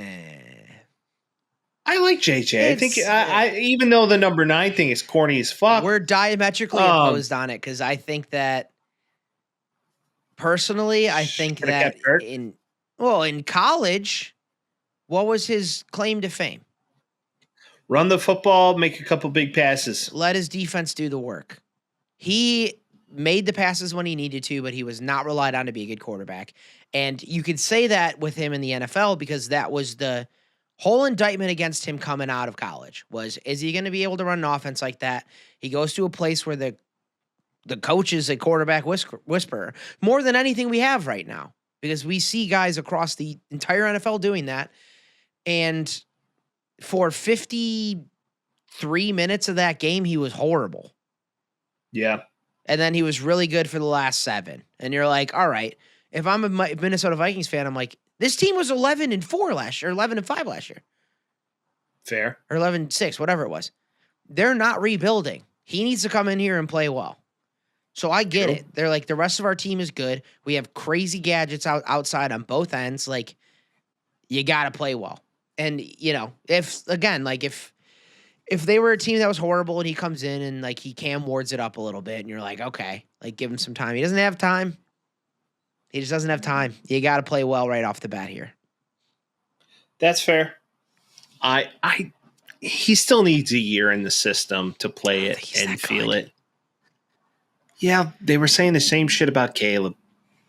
I know, for sure. Look at their stat lines. I mean, minus the 2 interceptions and a touchdown pass on his side. The numbers are awkwardly similar. And we'll talk about it further. Coming out of college, like Caleb Williams is like, he's a sure bet he's going to be great. So that it's like he deserves the criticism in the same way. And last year too, we were like, I think he's good, but I don't know if he is or not. And right now, to be honest, I think he's good, but I don't know if he is or not. He's really good at getting away from pressure. I'm not going to say that he's great right now. I think he's pretty good at helping Jordan Jefferson figuring a way out of town. Justin Jefferson, Jordan Addison, Justin Jefferson. I got them both. You made a Cronenberg. Yeah. You made a little Cronenberg of the two. Yeah, a little crony. My brain's got my D compartments and compartments, little compartment. Pew. Yeah, right. All right. Yeah, exactly. Yep. All right. So week 11 is in the books. Let's talk about it. Yeah, we shall. So on Thursday night, the Jets and the Patriots played each other. And for a while there, it looked like, hey, Justin Fields doesn't suck. But then he sucks. And the Patriots are just like, here's the football to their rookie running back who just continues to rock the shit the second half. Travion Henderson, 62 yards, 19 carries, 2 touchdowns. I was just waiting for it to happen. I was saying it at the, obviously Ohio State was very good last year. Quinshon Judkins was good for the Browns. But, like, Travion Henderson's the man. Like, he's going to be a good running back. It just is what it is. The Patriots are a good team. The Patriots are very well capable to win the division. Their schedule sucks, but you play who you play. And the Jets are, Stephon Diggs, maybe not a locker room cancer, but just maybe like the king of not pulling out ever. Mm-hmm. Oh, yeah. I mean, four kids, 4 baby mamas. Yep. Like Infinity Stones. Like he just does not choose to pull out. He's a locker room cancer after year 1. So we'll see what happens after this. Big deal. Flipping it on the head there, Justin Fields is done starting. Jets are moving to Tyrod Taylor. Okay. Good luck. Well, good luck. Their team sucks. They suck, dude. Everything sucks. They're tanking for a QB, but we'll talk about it here shortly. Who? Yeah, who do you pick the kid out of Indiana? He doesn't seem to be the one for me. I don't know if Mendoza's the number 1 pick. I don't. Well, in my eyes, this isn't a year of like an elite, like just like last year. It's not an elite quarterback class. It just isn't. In my eyes, you have to get to a point now where you just like, are we tanking for Sayant or tanking for Arch? Yeah, that's 2 years. 3 Fine, years. You're gonna suck. Well, Arch is coming out next year. After. So you're at least going to tank to this year and next year. And then Sayant can be 2 or 3 years. He's a true freshman. So I don't know. If let's just put it this way. Aaron Glenn's not the coach in 2 years if they're tanking like that. So it just depends on what the ideology is. Well, they're going to make moves to try to win next year because Aaron Glenn's on a clock at this point. Well, are you going to trade all these picks to go get a quarterback? I don't know. Maybe they sign Mac Jones and hope for the best. Mac Jones is hey, goodness. Here's an idea. Kyler Murray on the New York Jets. Sounds like fun. chaos. Chaos, but fun. Oh, fun. Chaos. Fun. Chaos. Both could be true. Vince, Both could be true. One thing I'd like to say, total squirrel moment, the difference between secondhand cigarette smoke and secondhand marijuana smoke, totally different ballgame. Yeah, they're two different things. I opened the window again. Now I got secondhand cigarette smoke. Breathing it in. I'm a happy little guy. I'm the opposite. I'd rather smoke a skunk. Yeah. No, give me some good old nicotine. Just a little. Just well, I guess it's reminiscent. My father smoked like a fucking chimney. True. Same. Yeah. So it's like it's very. Like, okay, I'll take it. You feel like you're in just the smoking section of the Jameson Steakhouse down the street. You know? It gives you that nice little warm feeling that you're in. What a Chicago plug. Yeah, Mike, I felt like I was at Jameson Steakhouse. You get the salad and the soup during certain times of the year. And your dad's ripping Marlboro Reds, and you're like, life is good. I hope I get NBA Street tomorrow at Christmas. I hope I get Lord of the Rings 2 Towers. So we can play it together. Oh, that's what he's hoping for right now. Another squirrel moment, though. I was talking to my brother about it, and I was like, dude, it sucked because we would play that game. He'd always make me be Gimli. And he's like, oh, you'd be Aragorn now. And I'm like, that's the coolest thing you ever said to me. But yeah, it was like a co-op game, and they would always make me be the little fucking dwarf, dude. It was bullshit. Anyway, Commanders Dolphins. The Commanders are tanking. It is what it is. Tua and Marcus Mariota have some relationship because of the whole Samoan thing. But from Hawaii. What a stinky little game that was. The stadium looks sick. I will say Spain put out for it. Well, do you know Madrid built that stadium to host everything? You know the fucking greenhouse thing under the stadium? It's insane. They drop the field down and it's a greenhouse. They grow the grass and then they lift it back up. It's crazy. The engineering of that stadium is fascinating. And granted, I think that was Modern Marvels.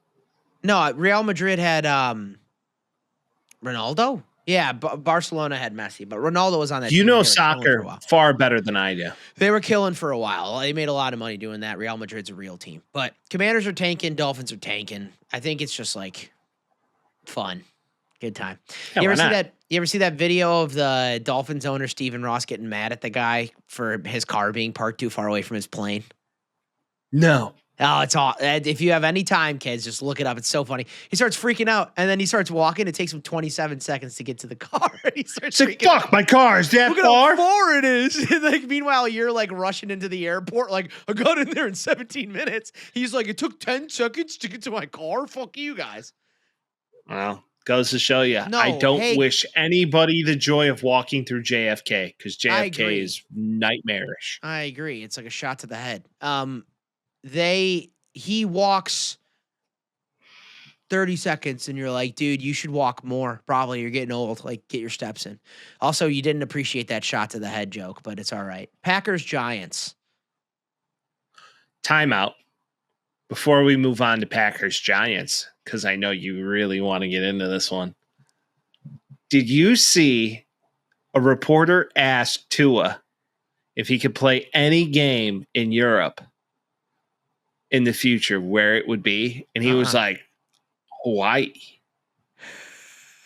If you could play any game in Europe, where would it be? And he's like, I'd love to play in Hawaii. That's bad. And they're like, and he goes, oh, my bad, that's not Europe. And then he had to think about it. Fucking mashed potato I'll give him brains. that for saying he probably heard her say anywhere. She specifically said Europe. Well, I'm saying it's bad because that's in the U.S. and it's also closer to Asia. So you just missed the dot entirely, man. Nobody said these guys were good at geography. Okay, nope. That's all I'm going to say. Except for probably Ryan Fitzpatrick. Shout out to Harvard. Yeah, shout out to have it. Packers Giants. What a game. Man, I was so wishing the Packers would just shit the bed and give this game up to Jameis. Felt like they were gonna, and again, as in the Packers every single week, you're You're holding on here. And their defense is fucking good. But I just looking at, we talked about it on the phone, but looking at Jameis Winston, you see that the QB sneak he had that went 10 yards? You see his touchdown run? Yeah, it's amazing. But I'm just saying, he did a QB sneak, and he was like, no one's touching me. I guess I'm just going to keep going. And I'm like, I love Jameis Winston so much, dude. Watching him play football gives me this happiness that I don't feel anywhere else. It gives me like such joy. I'm giggling the whole time. Vince, when Jameis Winston is the quarterback of any team in the NFL, is a jovial little prince. It's so fun. And He's so he is fun to so watch. He is fun. You ever see that report that's like when Jameis Winston's telling a play in the huddle, it sounds like he's telling a secret? I can only imagine that. I was like, okay. So, right. So it's cross left. He's just like telling kids. Well, I think Doug gave Martin this said team that. some I life. think Doug Martin said that. R.I.P. Doug Martin. Oh shit, yeah. Oh, that's sad. But yeah, he back should to not be wearing number 19 though. He should be number 3 or number 2. That's just where I believe it. But Packers get a win. Okay. Whatever. Doesn't matter. We'll get into it. The Texans played the Titans. Davis Mills. All right. Yeah. Keeping him alive. And then Cam Ward. Half of him seems like he's gonna be good, and the other half is like he can't do anything, and might be bad. Maybe or the he's team not is so just good. horrible. Or the team Maybe is he's just not so horrible. Tony Pollard not good. Like the Titans are bad. They're bad. When your leading rusher is your quarterback, you got other problems. Mm-hmm. Facts. Real talk. All right. Real else we talk. Who else we got?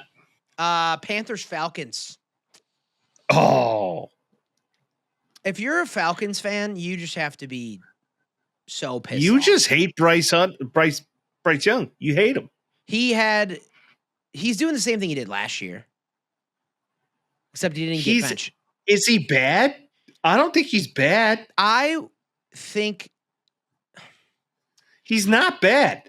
He's the Cincinnati I don't think Bengals he's and a bad. player.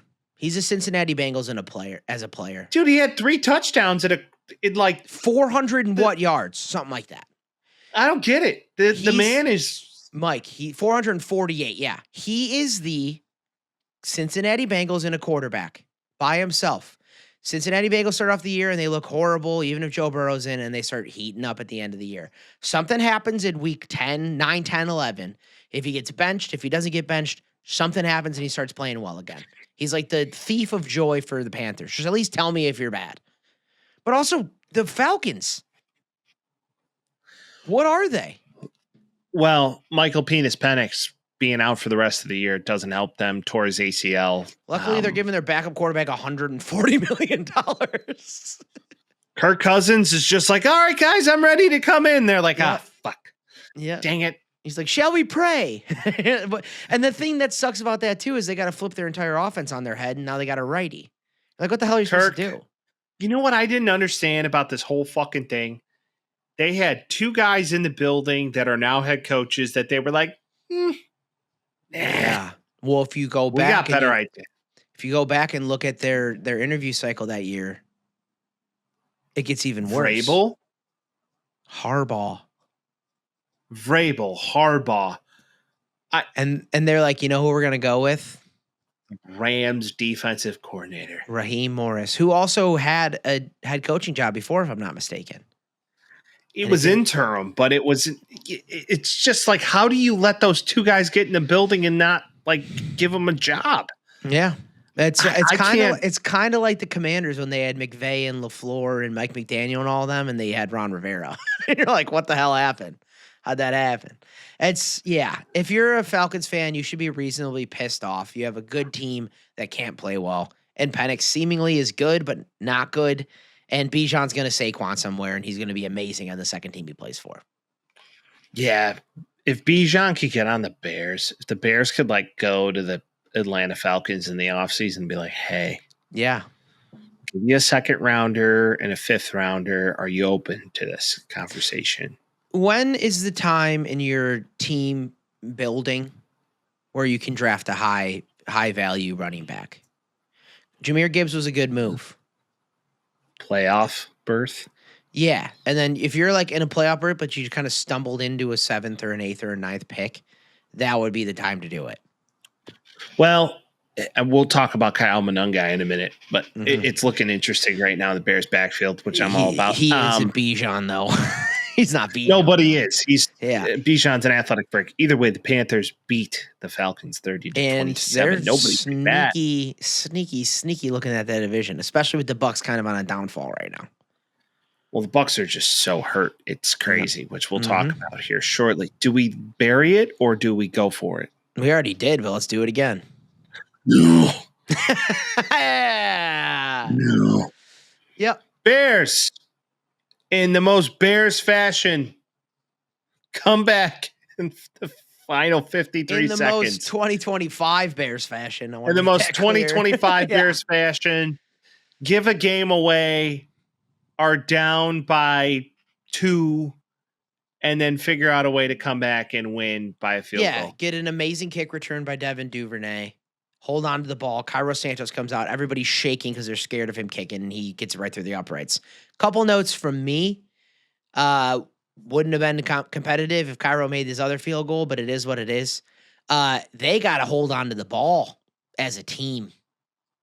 If you're a pass catcher, hold on to the ball because drop passes seem to be a disease across the NFL right now, but the Bears are public enemy number 1, 2, or 3 right now because they keep dropping balls. And DJ Moore did not have a good game.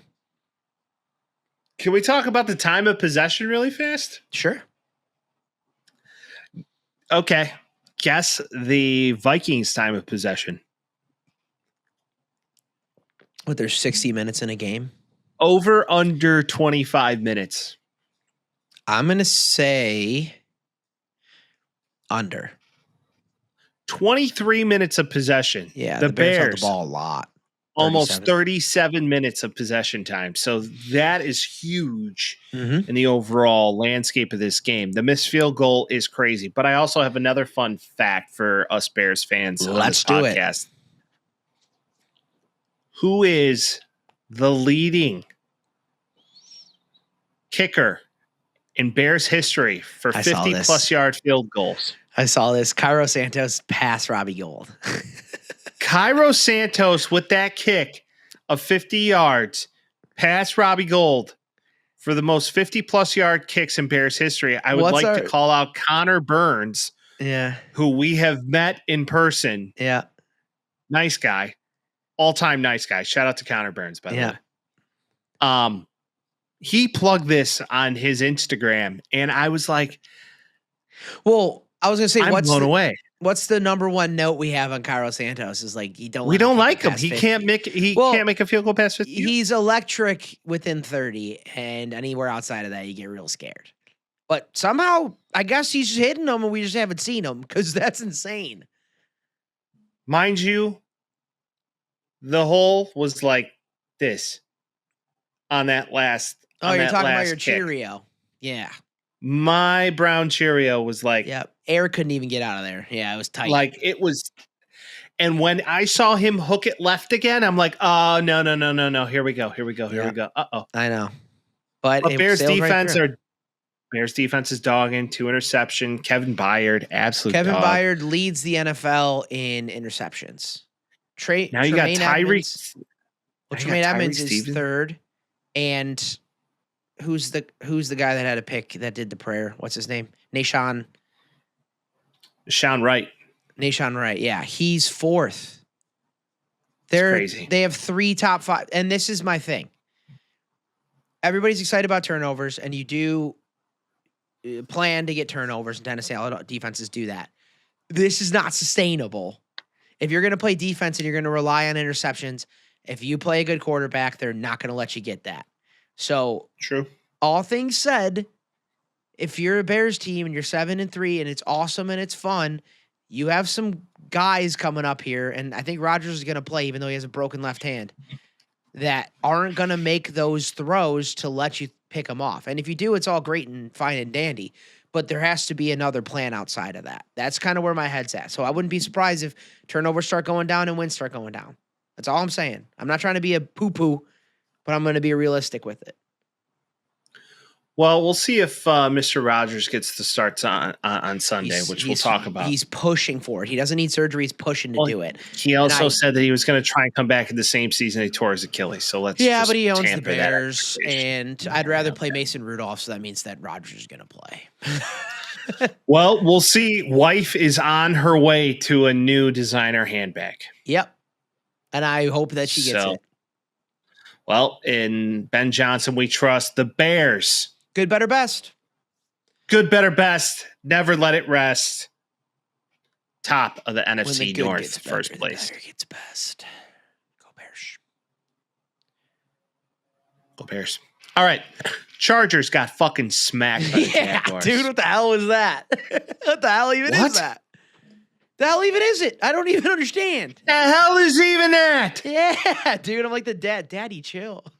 Daddy chill. Yeah, Justin Herbert looked horrible, lethargic, couldn't run the ball, and the Jaguars had some vendetta against him. It wasn't even like the craziest Trevor Lawrence game. It was just score. What did they score? 1, 2, 3, 4, 5 touchdowns in that game? And the Chargers can muster up 2 field goals in the first half. It was insane. It's the year of the most confusing teams ever. I swear to God. I don't understand. Like, the Chargers are 7-4. They're a team that's kind of bound for the playoffs, it feels like. No, Joel, go to Florida.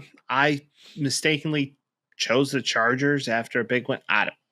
Another team can't run the football. I don't know how the fuck I chose the Jaguars. I have no idea.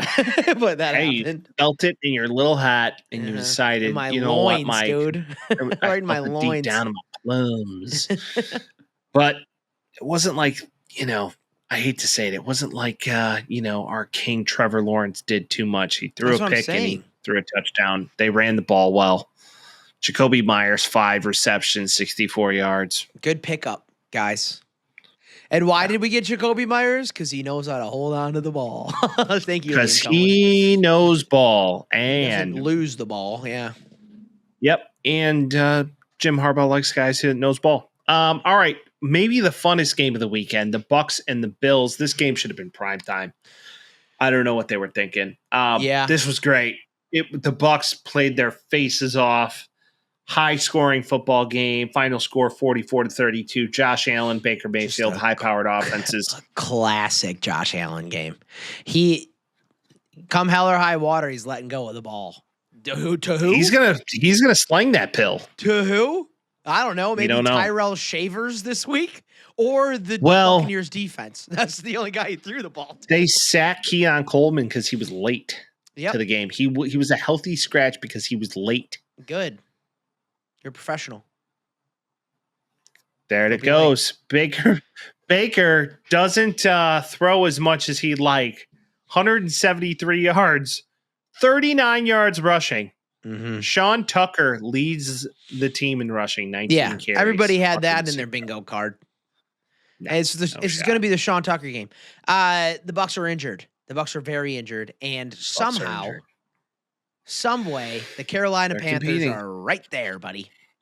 They're like, hey, someone's got to win that division, and it's not going to be the shitty-ass Falcons, and it's not going to be the shitty-ass Saints. So now it's Panthers-Bucs.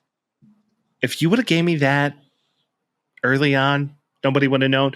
But who would have thought that the Bills and the Bears have the same record at this phase of the year? I'm blown away. I keep seeing the videos of like Superbad when Michael Cera and Jonah Hill are walking up, and it's the Bills and whoever else is 7-3, and they're all. It's like the Bears are just like gangsters. McLovin walking up with the Bears logo on him, and he's like, "Hey," and I'm like, "Ah." Hey, like, what the fuck? I will say there are a couple different ways to get to 7-3, and the path has been different for both teams. The Bills are like they're 7-3, but I don't know if I'm convinced by them. The Bears are like, they're 7-3, and I'm definitely not convinced by them, but it's fun while it's happening. That's kind of where I'm at with it. True. There's the Bills and Bucs. The Steelers and the Bengals. Yeah, it was close until it wasn't. The Steelers were just letting them hang around in the first half. Flacco looked pretty good. Touchdown pass to T. Higgins. And then before you know it, Jamar Chase just nowhere to be found. Winds up spitting Spitgate. That's the only thing I had. Spitgate. Suspended next game. We also saw this. Lest we not forget, game 1, number 1 of the entire NFL season is the Jalen Carter spit take, where he gets suspended for the game and he's out for the whole game and he comes back the next week. Jamar Chase did it at the end of the year or end of the game. He's going to get suspended easily. Rest in peace to my fantasy team. It's already dead. But yeah, Bengals are going for a high draft pick. Hopefully they bolster up that defense a bit because they can't stop a freaking. They're a sieve. It's a sieve. Their defense. No, it wasn't on anybody's bingo card. Kenneth Gainwell to be the leading receiver. 7 receptions, 81 yards, 2 touchdowns. I can only see him on the Eagles. That's the only team I could see him on. Bananas. Yeah. Bananas to me. The Cardinals played the 49ers, and Brock Purdy's back and put up 41, and they look good. Brock Purdy's better than Mac Jones. I think so. We also had a record broken this week. What's that? Jacoby Brissett had the most completions in an NFL game. How many? 47. Wow. That's a record. Jacoby Brissett, his first start with the Cardinals, like in the, hey, the coach decided that he's going to start now. 47 for 57. 452 yards for Mr. Brissett. Well, he's just going to lock onto somebody. Michael Wilson, 15 receptions, 185 yards. Trey McBride, 10 receptions, touchdown. Greg Dortch, 6 receptions.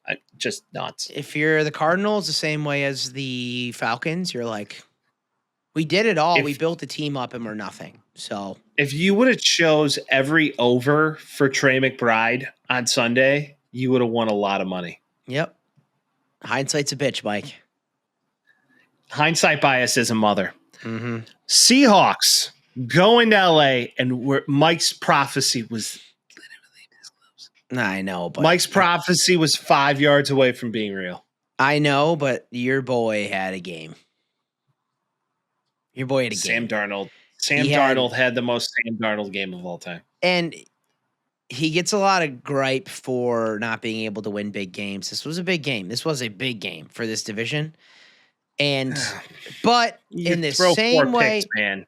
Well, I was going to say, but in the same way, they did beat the Packers at the end of the year last year, and they had gotten to the playoffs. So you could say what you will. I think the Seahawks are a very good team. I think that defense. I think Michael McDonald put together a solid defense. You don't know me, but I'm your head.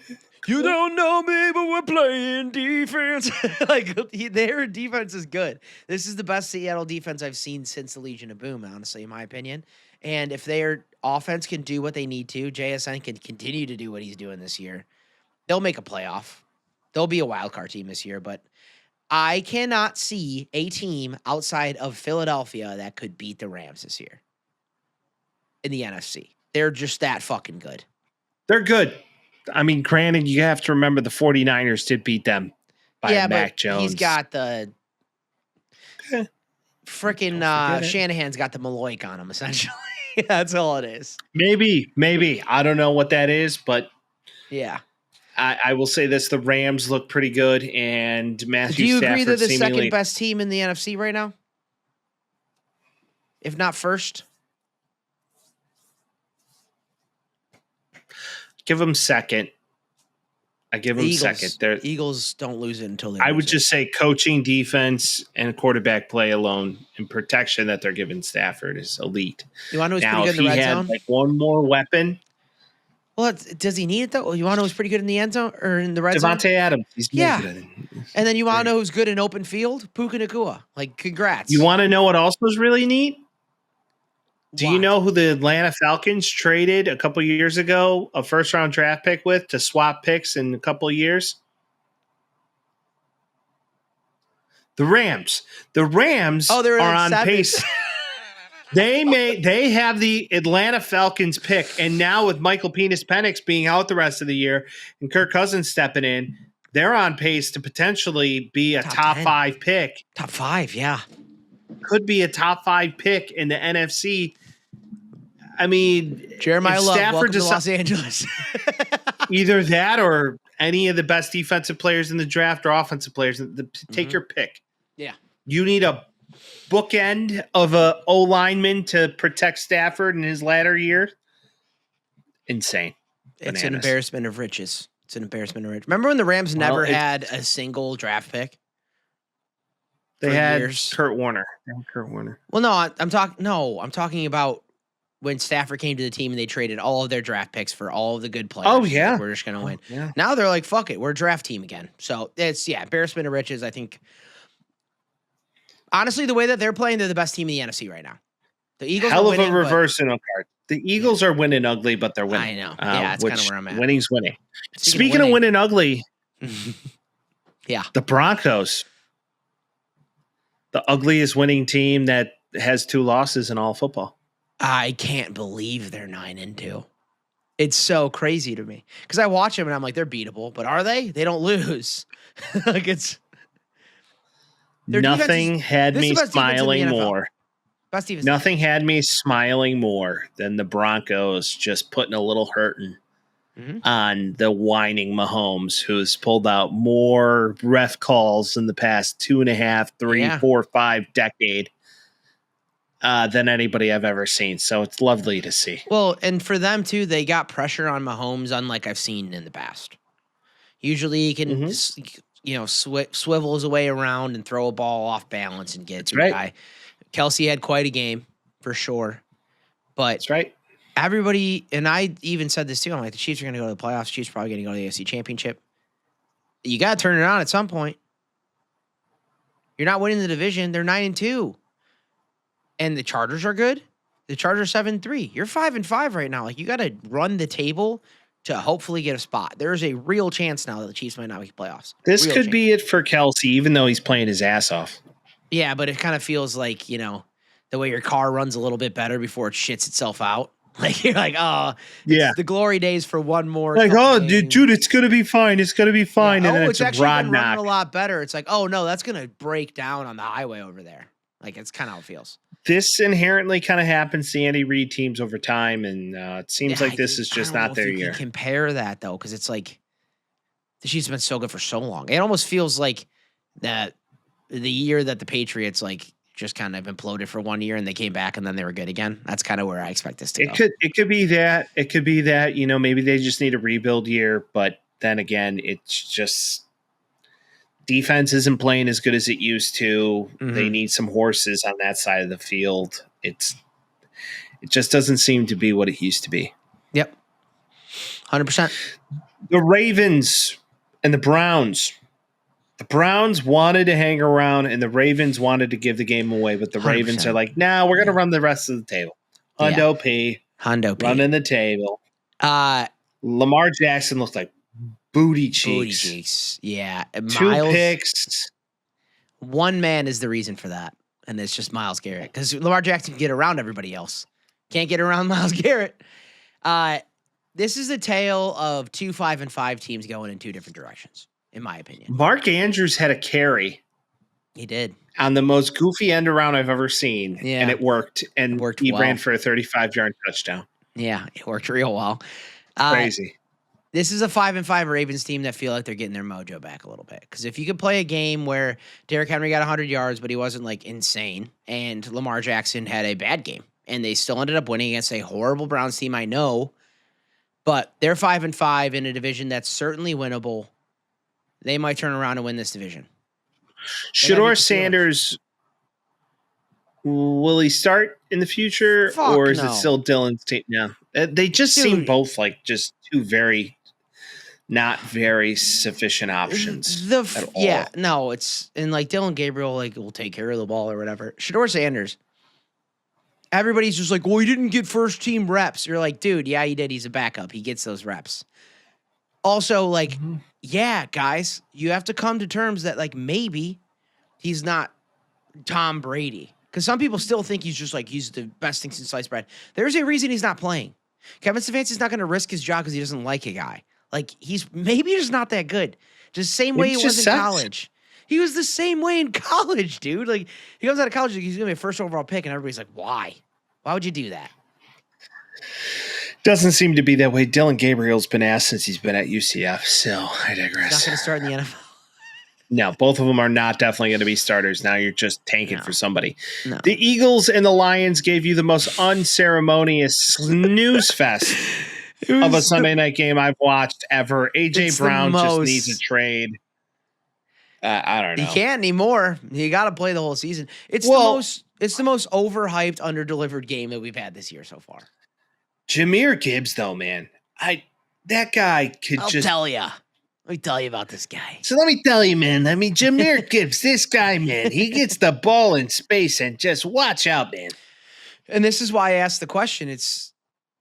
He was the right pick for that. I know they lost the game, but he was the right pick for where they got him, and he is the right guy, and he is top 3 running backs in the league right now.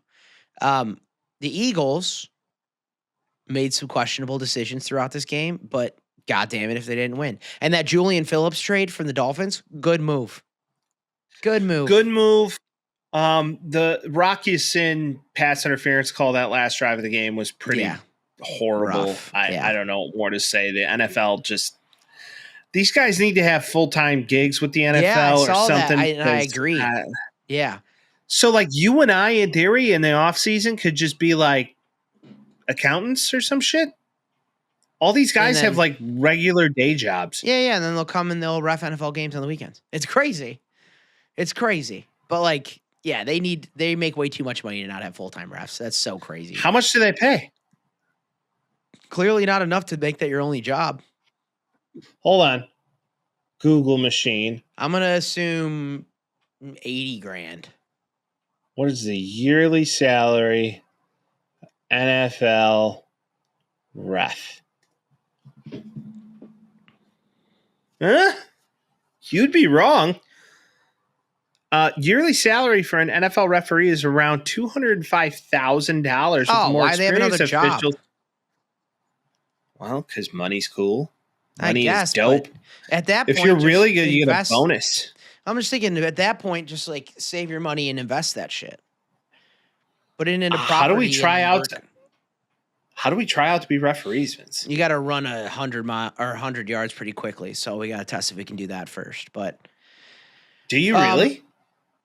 I would assume so. There's got to be some physical tests with that. Have you seen some of these guys? I'm with you, but they got to get down. They got to get downfield, man.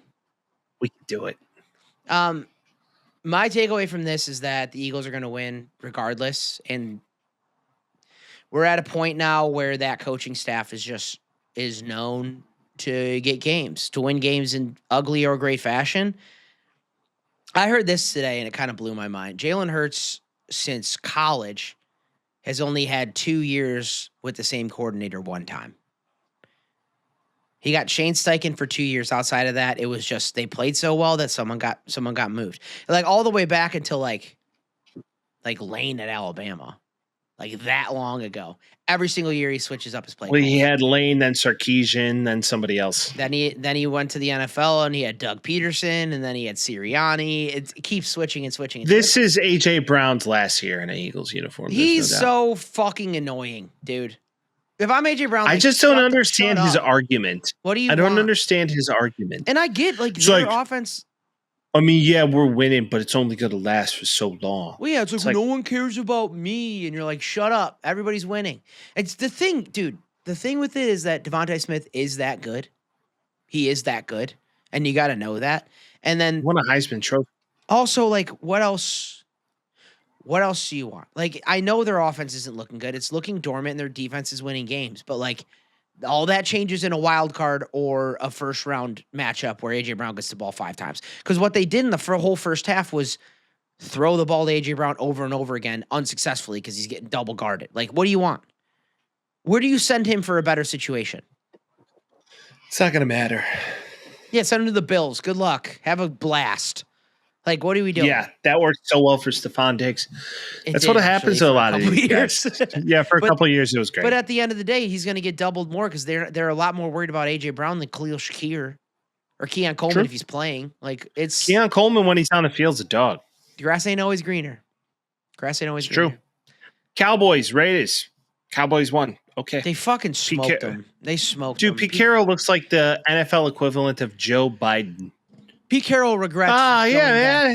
Gotta call a play. He's old, man. He regrets going back to coaching. I guarantee you. He signed up for like the worst gig in the NFL. He is who he is. Are the Raiders the worst gig in the NFL? Depends on the Raiders you receive. Yeah, right now I'm saying if you were to take a coaching at any single place, is the Raiders the worst? Ben Johnson turned down the Raiders. Yeah, and I don't blame him. But I'm Even saying, with like, handsome ass fucking Brady just pick right a there. team you would want to coach less. Maybe the Browns. Yeah. But the Raiders have no end in sight. They draft Gentry high for some fucking reason. For some wild reason. I would want a team that if I turned them around, the lore alone would be enough to make me a legend forever. That'd be the Browns. Or the Jets. That'd be the Jets, too. That's a good point. But the Raiders are just bad. All right, let's make some picks, huh? Let's make some picks. You pick it this week. I pick it first. Bills, Texans. Go. Give me the Bills. Who do you want, Mike? Oh, yeah. Give me the Bills. Short week. Right. Maybe no Stroud. Let's go. Colts at Arrowhead against the Chiefs. I got to imagine the Chiefs are going to really pull out and play this game. Yeah, I'm going to agree with you on that one. They're, when the rubber hits the road now, they got to play. Seahawks at Titans. I'm just going to put Seahawks for both of us because the Titans are so bad. Yeah, not good.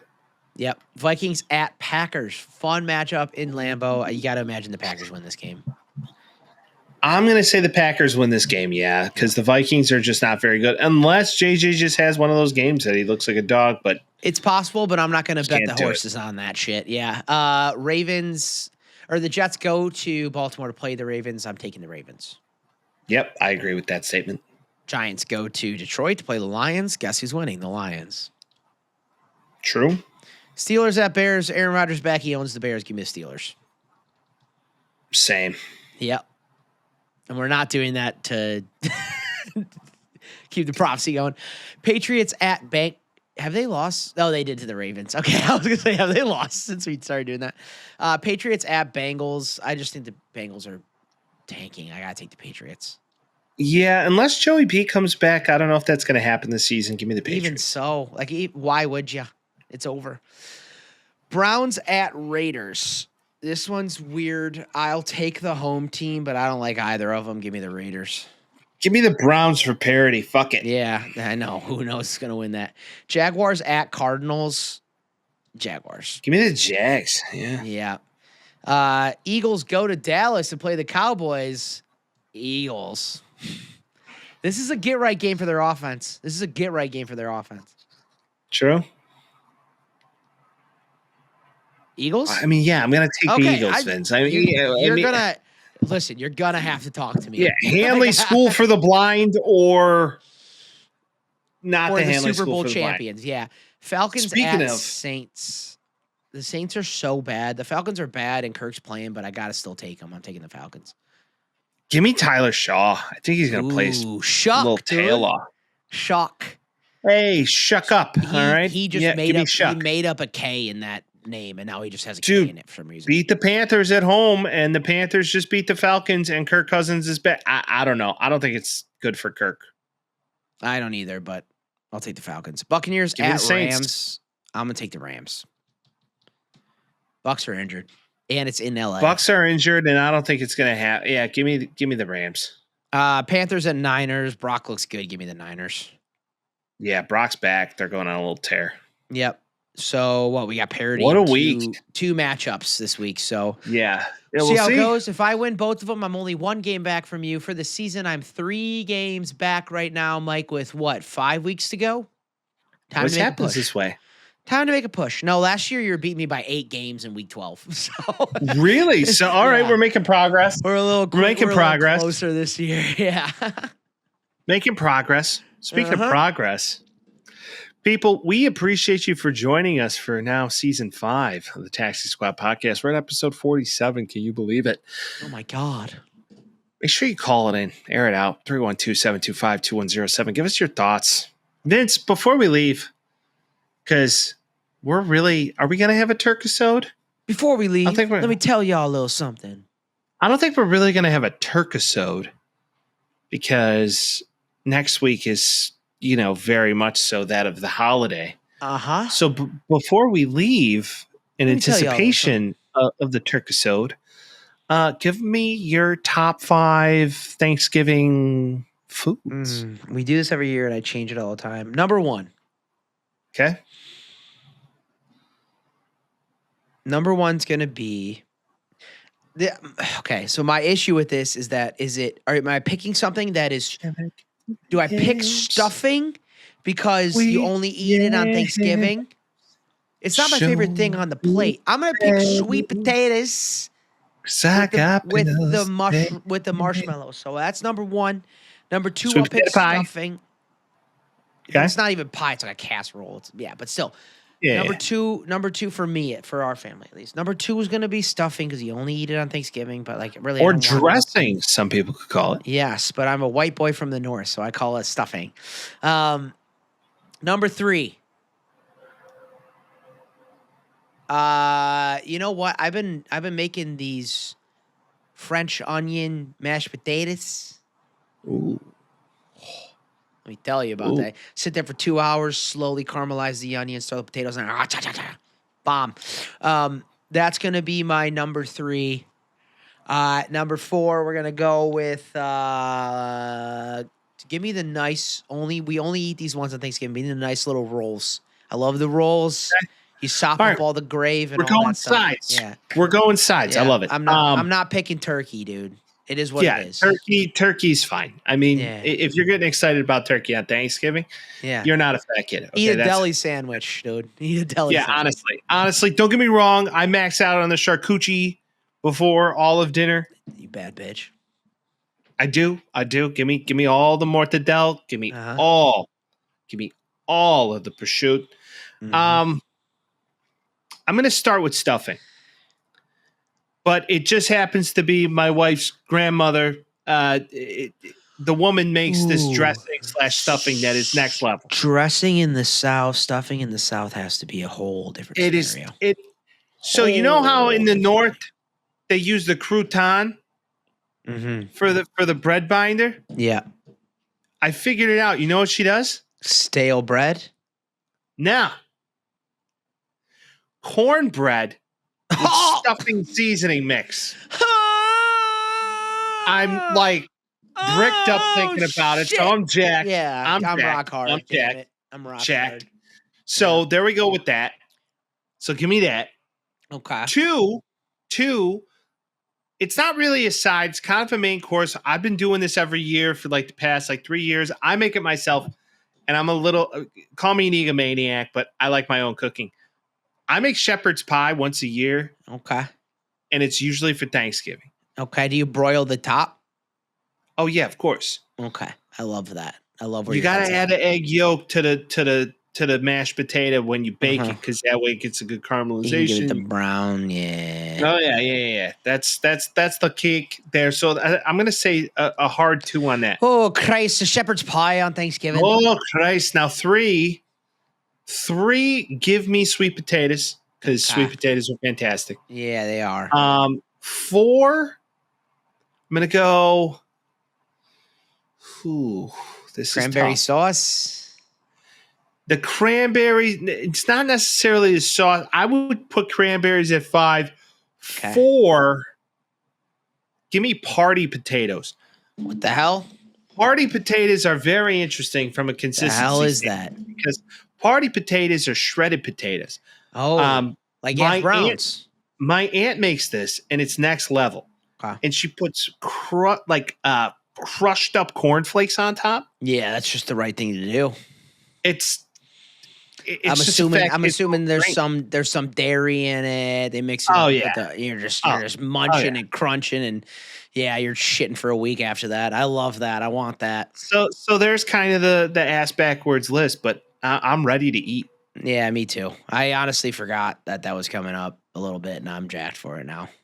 Can I get to the yams?